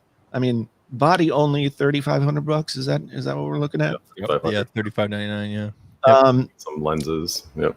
Yeah. Then you get lenses, and you're at least $5,000 into that camera. Mm-hmm. Which is fine, but once you do that, you've made a decision on an ecosystem that you're going to live with. You want to talk about ecosystems? I mean, the cameras are an ecosystem. The most attractive thing I keep on hearing people talk about, and this is huge. So I use a A6500, to record it like that, and once in a while I'll have it shut down at the 6-7 minute mark for overheating, and I only have to turn it off for maybe a minute or two, but the way I go, right? When admittedly, so I don't know a lot about cameras. Okay, I'll say this. Like when I started, 4K. Yeah. I record 4K 30, not 24. You snobs. Yeah. But anyway, but exactly. So when people were talking about the Canon and this and that, and then I kept on seeing tweets and seeing videos, people talking about overheating and everything like that, I thought, okay, yeah, just like my existing. And then I thought back to Sony dropped the ZV-1 this year, which is an incredible, vlogging thing. And they made that a video camera first and then a camera, right? And I kept on thinking to myself, what if they do this with the new A7S3, right? And they did that. The thing I keep on seeing people talk about is no overheating and no limits on recording time, right? Like that's huge. So that Canon or that Sony went, okay, these two aspects are really important. And then let's build off of that. At least that's what it looks like from my standpoint. I'm getting tired, especially you, Verge. I'm looking at you, Verge. I am getting tired of people talking about 8K. 8K is not relevant. I saw that. You watch 8K content today. Where are you watching it at? But the 0.5% to have an 8K TV? Really? Stop it. I'm going to have to do devil's advocate on this because shooting in 4K has really opened my eyes coming from the tech side. So like I use the Sony RX100 Mark 7. Mm-hmm. So I'll have it like set up top down when I'm like doing like a motherboard shot or something like that. And then I can zoom in really, really nicely for like specific like on the die or the processor or something like that, and really not lose any quality. It's so nice having almost like a second cameraman to be able to do that. And especially like my last video I did because I had part of my newer lights in the shot. So I had to zoom in a little bit more to get the newer light out of the shot. But having 8K is going to allow me to do that even further. So that's one reason I'm kind of curious about getting the Note 20, because, hey, if I want to do extra B-roll and I'm just kind of messing up with the phone, as I sometimes do, I could use an 8K camera for cheap, cell phone cheap, and have that extra flexibility with editing in DaVinci Resolve. Yeah. That's how I see it. It's not about airing a 8K YouTube video right now. It's about just having that flexibility. And my PC's more than powerful enough to edit in 8K. So yeah, I would hope and so. A lot of people will say that it's for that flexibility in terms of zooming and being able to zoom in and just having more data. But there's also the thought that filming in 8K and then transcoding it down to 4K, you're going to have more information. So people like to have that to work with. I understand, like 8K, like I don't even shoot in 4K. So I mean, 8K is outside of my needs for sure. But and I think for a lot of other people. But one thing I'll say about the A7S III is that if you're talking about 8K, people want to know that they're going to have some sort of longevity out of that body. And so if 8K is going to be the thing 3 years from now, then spending $3,500 now and then spending $3,500 3 years from now, as opposed to having the body that you need and being able to just keep moving. I think that's why people are asking for 8K. Is it a deal breaker kind of feature for me? Absolutely not. But I think that's part of the reason why people want 8K, because they want to be using this camera body for a while. Yeah. And if I was spending upwards of $5,000-$6,000 to get into a camera ecosystem like that, I would want to be able to make that investment last for as long as possible. So it's one of the reasons why I bought the A6500 at the time. I bought this, I want to say 3 years ago, probably 3 years ago, close to 3 years ago. And it's served me well. Granted, I never take it out of the studio because I'm so paranoid. But I mean, I've been able to buy other pieces of glass with it and everything. And I purposely, it was between this or a Canon. And I said, no, I'm going to go 4K right away. So I think pretty much all of my videos, minus maybe 2 or 3, that the ones I did in Mexico, are all 4K videos, or they can be 4K. And it's nice to have that extra detail, right? But it's not, I don't know if it's completely necessary. But I'm not taking away from people that want to do that. People with their 8Ks or 12Ks and the red mat, whatever. If that's with your process, then hey, give her, right? We are still in the extreme. I mean, I don't even know if 8K is even born yet. Okay, we are still in the the Olympics. Early days. What's that? The Olympics, they're being aired in 8K. Well, that's the plan. I don't know if we're gonna have any real Olympics, but there are Olympics, yeah. Yeah, but officially, that's going to be aired in 8K. And the point of that is that we're kind of at the cusp for that new evolution in technology. So when like 1080p came out over the air, like that was amazing. Like if you had DirecTV, you had to have like the triple antenna thing on your receiver. 4K TVs are now cheap as all hell. You can get a decent 4K TV for $250 now. Yeah. So like really end of next year, you're going to be going into Best Buy seeing 8K TVs for, $2,000. Oh, you can see them all you want, but most major networks don't even shoot in 4K even right now. They shoot 8K. Here's the thing though. That's what I'm saying. Most broadcast television that's coming to you over your cable box or whatever, or DirecTV or any of that, that's 720p. Exactly. Thank you. That's 720p. And then your TV or whatever is upscaling it to a certain extent. But I don't think it's so much about being able to watch 8K. I think it works this way. The industry starts to use a technology, and that technology helps the industry sort of move forward and get better at some things. And then it trickles down to the consumer level, and the consumer level builds up from there. I mean, Samsung is the only company that I know of, and walking through their booth at CES, they had 8K TVs out the wazoo. Yeah. And TCL as well. Yeah, TCL. Yeah. But I remember the 2019, what was it? The Q900, the Samsung 8K TV was the Q900, 65-inch Q900 cost like $9,000. And so I think that 5 years from now, 6 years from now, we're going to look at 8K TVs as like, not necessarily as cheap as they are right now, because we're further along in the 4K line than we would be at that point. But I think it's going to be coming. I think it's going to be a thing. I'm anxious to see like how does 5G affect our ability to broadcast at better qualities. I don't know. It's there's a lot of moving parts going on right now in the media industry when it comes to what it's going to look like and how it's going to be provided to us. Well, this is probably just my opinion, but in my opinion, knocking a camera today for not having 8K is about a third as knocking a smartphone for not having a 5G radio. They're both actually almost useless right now. Yeah, no, you're absolutely right. I mean, I haven't seen the Verge's coverage, but maybe they just felt like they had to have something. Well, you got to get those clicks. Come on.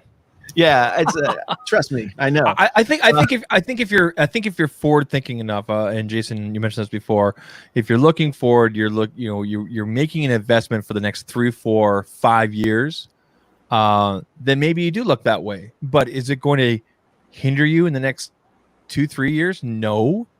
And by then you might be able to snag something. But I mean, I think you need to look at your workflow and where you want to go with your process, whatever you're doing, whether it's casual or if it's a business or whatever. But to to say the Sony is not good because of, I didn't even read the article, Viper. Like I saw your tweet and I saw Marquez's going, and there's nothing wrong with that. He literally replied, but then there's nothing wrong with that, right? Yeah. I mean, if you need 8K or not, but I don't think there's a reason to knock it for that. I think the early adopters that tend to kind of help shape where the direction of the industry goes. So easy example, like when the 5G phone came out for the Note 10, I was like, okay, I'm getting this because 1, I live in LA and I know Verizon was going to be doing more 5G stuff. 2, at CES, there was 5G everywhere. So I'm video chatting with my brother, who's in Long Island, while everybody else was struggling to send text messages around me at CES. See, and I had my V50 with me, but I didn't have my SIM card in it. It was spectacular. I mean, and the battery life was decent, plus there were plugs everywhere. So still, charging up every now and then. But yeah, like sitting there video chatting and people literally like stop me like, how are you doing that? I'm like, I got 5G. Yeah. CES is an outlier though. I mean, that's a tech event. Of course they're going to have 5G. I was at the auto show earlier this year. There was no 5G to be found. So I'm going to CES. Real life here. I go to Venice Beach just to chill out at the beach. Like thousands of people around me, even with masks and stuff. I'm on 5G. I'm video chatting. I'm like uploading and downloading large files, because I was actually shooting a YouTube video. Everybody else is like struggling with 4G speeds because you have that huge capacity of people on that 4G network when 5G has multiple times more capacity availability. And I'm getting like 2 gigs per second download, which is I am not doubting the capacity of 5G. I'm just saying that it's not even nowhere near important enough to even be threatenable right now in 2020. Well, yeah, when I see people complain that a new like when people are like, oh, if the iPhone 12 doesn't have 5G, blah blah blah, it's there's no coverage yet. I mean, it ultimately depends on where you're living, right? Yeah, so exactly. I'd want to buy a phone that has 5G, say 3 years from now. But for me, living in Iowa, I know that 5G, I know they're working on it. Because you guys just upgraded from like Canon and string, right, in Iowa? Yeah, basically, and there's also knocking on the walls and the ceiling when you live in an apartment house, so you can communicate that way as well. And then you can also send your cow to the next farm over with a note. I know all about that. I went to college at Lincoln University, south of Philly, and so there's nothing but cornfields and Amish buggies. 8 a.m. an Amish buggy would go in front of my dorm every morning. Yeah, my in-laws actually live in Lancaster County. Lancaster. Yeah. So my daughter used to go to the Amish farms to like pet the animals and stuff. I don't know, but Jason, yes, yeah, I just wanted to give you a reminder that we're coming up on 2 hours. Just I see it. Yeah. So this was an interesting question. Maybe this will be the last thing that we cover. I think that it's a good question and a somewhat a controversial one. Retethered Tech asks, when are we going to see 4K smartphones? And I'm assuming you mean the screen technology. I'm surprised Samsung hasn't done it. I don't know what the hell they're waiting for, to be honest. Yeah. Go ahead. Need. What's that? Yeah. Go ahead. I don't think there's a need to have such a small screen having 4K on it. it's like an unnecessary battery drain. When if you have 2K, your eyes just realistically aren't going to see the difference. You'll see more of a difference for a higher refresh rate. So 2K at like 120 hertz, 144 hertz, sure, but 4K at 120 hertz, you'll see almost no difference with that small screen. And if the 10R and even the recent Nord, for example, have shown us, you can get beautiful screens, like you said, with a high refresh rate, and not even necessarily even be OLED, right? So What? Well, What? Wait, Right, are we really gonna sit here and talk about like we don't need 4K? We were just talking about 8K and camera, which is not technically. Well, we don't need 4K and smartphones. Are we gonna do that? Really? we don't need a 4K 6-inch smartphone screen. There's no there. You will never see the difference between. I mean, I can't see the difference between the 1080p OLED that I've got here in my LG V60 and the OLED 1440 of any other phone that I've got sitting around here, because as DaPoets said, it's like your eye is only taking in so much information. I think 4K it'll happen. I just don't know if it's necessary. Big companies don't care about what we need. They are all about advancing technology. So that's why I'm wondering why it hasn't been done yet, because they advance technology so rapidly. I figured it'd be done already, but they take it down. It can be done. It's already been done. Actually, it's an unnecessary battery drain, unnecessary resource on the CPU. Again, oh man. Yeah, it's ironic, Renee, because Sony actually had come out with a smartphone with a 4K display, but nobody really followed suit, I guess. So I don't know. Yeah, the only time you ever see Sony phones is in movies that are made by Sony. He's right. That's the only time. Sony Pictures is the only time you ever actually see a Sony phone. And people ask me like, hey, when are you going to review a Sony phone? And I'm just like, why? I had an Xperia, I believe, like a few years back, and it was a great device, but it seems like they don't want to be in the North American market. Like even they were available up to last year, I think last year, 2 years ago at Bell Mobility up here, but not anymore. So I'm not sure why they exited the market, but that's a good question, Renee. Like they're doing everything else over here. Where's your phones, right? I mean, they might as well. They're about to dominate the next generation console ring. They're dominating cameras. They need you to start dominating smartphones. Where you at, Sony? Like, go baby. I want to see a Sony electric car. Ha! There you go. They have one. They were going to CES. You know, probably. No. You were there. Yeah, but I want to like see it. Like I want to see it. You want to be able to drive. Okay, I got you. Yeah. So I see the Toyota Mirage, which is the hydrogen fuel car. Yeah. I see that a lot around here, which is kind of cool. And they do a deal where for the first like 3 years they give you free hydrogen. So that's kind of cool around here in LA. that's good. Out here in Iowa, we got hydrogen pumps all over the place. We're just pulling it out of the ground. Yeah. But, no, the thing that's interesting to me about Sony is Sony has gone through a lot of different. They've been really good at something for a long time, but it's not always been the same thing. They were good with audio gear at a certain point. They were the masters of the television up until really LG beat them with OLED. LG OLED. Good computers back in the day. Yeah, the computers were great, and then they sold off the whole Vio thing to Lenovo. The thing, people still love the ThinkPads, even though they're not. No, those were IBM. Sorry, but yeah, they sold off the Vio branch. I think at the end of the day, Sony could probably make really great phones, but it's sort of like why doesn't LG market their phones? Oh, for me, it's like. Well, it sounds like the Velvet's actually going to end up being like a sleeper hit, kind of like how the 10e was last year. But I've been hearing a lot of some good rumblings about the Velvet. So Jason had one coming on the way, right? Yeah, one's coming. I've got one coming, so we'll see. I don't know if it's going to pull me away from the V60 though. We'll just have to see. It doesn't have a quad DAC. Yeah, I think Max the V10. The V10 was. I was talking to Max Lee, and he liked the superior processor on the V60. He has the Velvet too. So yeah. Yeah, the V10 I thought was an awesome phone. I bought that phone because I was like, this is unlike anything else. It's got stainless steel rails on the side, and this was at a time when phones were still made out of plastic a lot of times. So it was a really cool phone, and people have gotten on LG for making the V series sort of look more like other smartphones in over time, but at the same time, like it's still a phone that can do a lot of things that other smartphones can't do anymore. And like LG was the first to put triple lenses on the camera on the back of the phone. You know, they've done a lot of things, but they for some reason don't market themselves very effectively in the US. And I can only think because they know they have a certain threshold at which they'll make money. And if they try and spend a ton of money on advertising, they might not reach the threshold they need to be profitable there by chasing after Apple and Samsung. So they do what they do.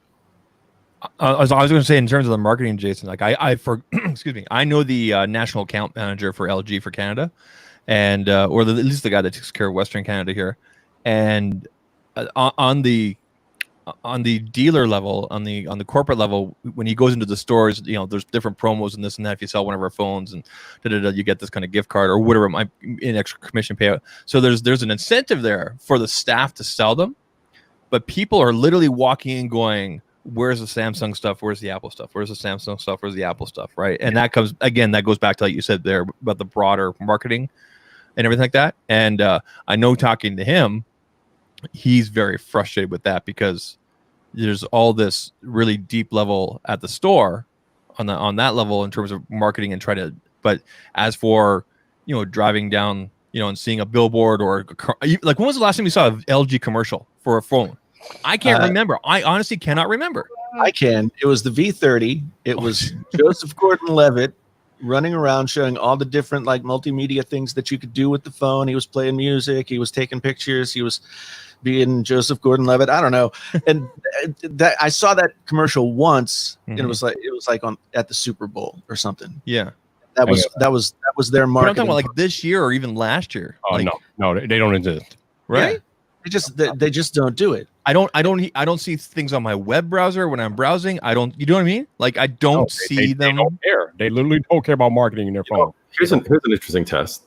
While your phone is set aside, just start saying LG, LG, LG over again, and see if you can start to get ads for LG. Probably not. But hey, Jake. LG? What? LG? That's not gonna work. Hey, Jason. Speaking of OG OLED, I have one coming. Oh, do you? I heard about this. I brought my first OLED TV this weekend. Ooh, and nice. for something exciting. You got a 65-inch refurbished, correct? No, I 55-inch new. Where'd you get that through? Did you get the new model? Yeah, I got the C10. Yep. Nice. Where'd you get that through? Best Buy. Nice. Yeah, I bought the C9 65-inch around the holidays. You can always basically I got it for $1,000 off regular retail price. What's the first thing you're gonna watch? Do you have anything planned? Oh, I'm gonna queue up some Netflix, man. Cause No. Like specific. Like I know for me, I watched episode 4, A New Hope, for the first time I turned on my TCL. oh, I have no idea. I'm just gonna queue up Netflix and see what I can find. Okay. For me, when I got this new TV, it was Blade Runner 2049. LG OLEDs are the real deal. Oh, Jason, you have the C9 currently right now? Yeah. Oh, nice. Yeah, I got it last year. Like I said, right around the holidays, and it's funny because I had a B7, so a couple of years older before that, and you get used to how good the OLED screens look, and then you go over and you see like a regular LCD screen, and you're like, Yeah. It's like it just is it's so washed out. It's so sort of blah and indistinct. But I mean, if you want to go OLED, you've got to go big with the money. Oh yeah. I mean, because they just recently came out with this TV, so you probably paid close to full retail price, right? Yep. Sure did. Yep. So that's why the Samsung, the Quantum Dot, because it's a nice resolution, good colors actually, but not that OLED price tag. Yeah. I did try out a Samsung Q80 that they had at Best Buy open box for literally half of its regular price. And I was like, well, I'd be stupid not to try it. And it Right. was a really nice TV. The only thing about it is Samsung, their TVs are extremely bright, like lots of light coming off those, and OLEDs are not. OLEDs are better for dark rooms and the contrast and the deep blacks and the blah blah blah. Mhm. And the Q80 in my room was like had the power of the sun, just kind of just burning my eyes out. And I was like, well, and I had the brightness turned down to probably about 50% or whatever. And I was like, well, maybe I'll just adjust to it. But it was too bright. Yeah. What I turned mine on. I felt like, you ever watch How I Met Your Mother with Barney Stinson when he's at his place? I haven't the TV turns it on. It's like a big bright light coming out. Yeah, it's really remarkable. I'm really looking forward to, that TCL they had the first mini LED TV on the market. I almost got that. Yeah. And it was $2,000 around Christmas time, 2019. And I heard that they were selling it recently for $1,000. Right now, you can get Yeah. 5-inch for $1,000 or the 35-inch for $1,500 right now today. They're on sale. Our contact tweeted back to Viper saying, you should check the price now. Yeah, literally. Like, it was funny, the reason why I was looking at those TVs, I was like, oh man, I need next generation's consoles are coming. I think about getting a new TV. So I was looking at the TCL 8 series. I was looking at the 65-inch one, but I started watching some videos on YouTube, and there were a couple of videos highlighting about how they're not all that special. They got some black crush going on, blah blah blah.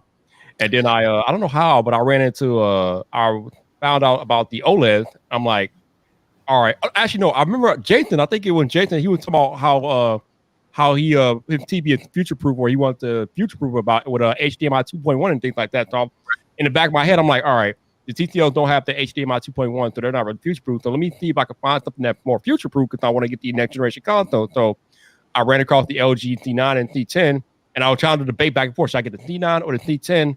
But I'm like, dude, if you're gonna spend this much money, you might as well just get the new one and just rock out. So that's what I did. Yeah. I mean, and the crazy thing about the LG TVs, like they're G-Sync compatible. Yeah. Which is crazy to me. Like I definitely want to hook this laptop up and be like, and just be playing on that TV, because I've done like console gaming on that TV, and it looks amazing. But I can't imagine what 120 frames a second would look like on that OLED TV, because those things are amazing. I became a believer in the micro LED or the mini LED stuff from LG or from TCL when they had at their CES booth. They had an OLED and a mini LED TV side by side. Yeah. And sure, they were calibrated and everything else, and they were looking the best that they possibly could. Mm-hmm. And the mini LED looked amazing, but just in a slightly different way. So the OLEDs are really good at contrast and delivering the blacks without the black crush and stuff like that. The mini LED, the colors popped in a way that was just really, really cool. Yeah. And so they were both incredibly good pictures that weren't deficient in the other areas, but they were just really, really good at those couple of things. So the reason I didn't end up getting the TCL mini LED is it's the first gen product. Mm-hmm. And I didn't want to run the risk of there being some issues one way or the other with that. But especially now that all of us are have a relationship with the folks at TCL, I definitely want to get some of their stuff in and do comparison videos against something like the OLED. I have a new home theater system in that I'm doing it's a sponsored video, so it's not a review, but I'm showcasing this new home theater system. Ooh, what company? Enclave. Oh, you know what? Oh, I got that email, but I didn't answer him. You gotta go back and still answer that email. Well, I answered that email because I was curious about the system. Oh man. There are 5 speakers subwoofer, All of them completely wireless except the power cable, and a hub that works off of ARC. So you plug the hub into the ARC HDMI jack on your TV, and then your TV remote or whatever remote you use for your TV becomes your volume. Like this thing doesn't even come with a remote. There's no screen, there's no readout, there's nothing. You put them up, you turn it on, everything pairs, and suddenly like it's all working. And so my system before was like a 8-inch clip speakers, two 8 inches with horn driver tweeters and all this other kind of stuff, and it was amazing. Like, but the sound really came at you. It just like it was a physical force almost coming at you out of those speakers. The thing that impressed me about this Enclave system is that it almost sounded like it wasn't on. And then suddenly, like some music would happen, or a car would drive by, and you'd be like, "Oh, like it's truly all around me." And the way that they have it separated is the most intense 5.1 that I've experienced in my house of all the systems that I've had. So it's really cool. It's really cool. And the fact that they're wireless and they're all wall mountable, and we have a small home theater room, and getting those giant 4 foot tall, almost 2 foot wide speakers out of there is a huge bonus. So I want to get into more like media entertainment related stuff as well as the audio stuff. And so yeah, the Enclave thing is going to be pretty cool. That's what was in the huge box that I tweeted out last week. Oh, hey, which one did you get, Jason? Did you get the 1,500 one or the $1,000 setup? It's 1,600. Yeah. Cool. Okay. Yeah, that's what I was really hoping. I was thinking, damn, I should have got that for the new TV. Oh, dude, I'm responding to this email right now, fam. Hold on, I found it. I responded, and the whole Barry's like, I don't know what you're gonna get, and I just kept my fingers crossed. So I got the nice package, and it is really nice. It is really nice. I probably will review it after I do sort of the showcase, explain how it works video. Just to kind of get into a little bit more detail and give my opinion about how it works compared to what most people would think of as a surround sound system. This thing is really designed to kill the soundbar. And people want to get sound bars because they're convenient. You plug one plug into them, and then you've got your sound, and it kind of sounds like surround sound. But I've never been a big fan of even the really expensive sound bars. This thing, because it's entirely wireless, has almost zero footprint in your room. It's really pretty amazing. You're reminding me back in the day when I had the Super Audio CD setup. Yeah. So it was like through 5.1 channel, but I had to work hard to hide all the the speaker cables to really get all immersive and everything. But that's kind of cool. Yeah, that's really kind of cool. One of the reasons that soundbars became popular is that Sony and Yamaha and other companies were doing these like 5.1 systems in a box where you get a cheap receiver and some satellite speakers and stuff like that. And they found out that people were either not setting up the left and right back speakers, or they were putting them on top of the front speakers. Which, of course, totally defeats the purpose. People just didn't want to run wires across the room, right? Mm-hmm. So this Enclave system, because it's wireless and everything just hooks up that way, and basically, I went out and I got some those sort of fish hook looking picture hangers. Mm-hmm. Yep. I went out and got a packet of those, and that said it holds 25 pounds. Stuck them in a wall, hung the speakers on them, and now I got nothing on the floor. It's really pretty cool. So nice. I'm looking forward to that. Latency is almost non-existent. It works on the WISA protocol. So if you have a TV that can work with that, then that helps. But it works on that technology, and the latency is really good. I have not noticed any kind of lag or anything like that. What is that like? Is that like 2.4 gigahertz? I think this is running on. It's either running on 5 or 2.4. It might be running on 5 because it's wants to stay out of like the more crowded band of 2.4. I'll have to look it up to see, but it's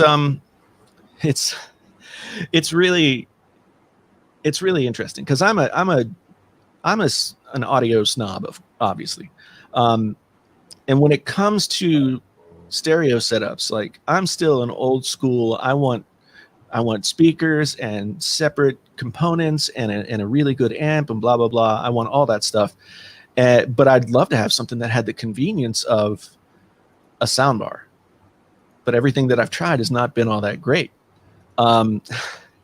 Even like the Sonos Playbar is really nice, but it doesn't sort of do anything that makes it special compared to a true system. Yeah. This thing, I mean, I'm just a few days into using it. This thing is almost invisible when it comes to like where's the sound coming from, and it does a really good job. So I'm looking forward to using it. And soundbars became very popular because it's definitely a leap in improvement over just TV speakers. Yeah. Not the hassle of wiring speakers all over your room. I could just put it there in front of the TV, and I got the sub down here because of course the sub doesn't have to face any direction, right? And it's a single optical cable.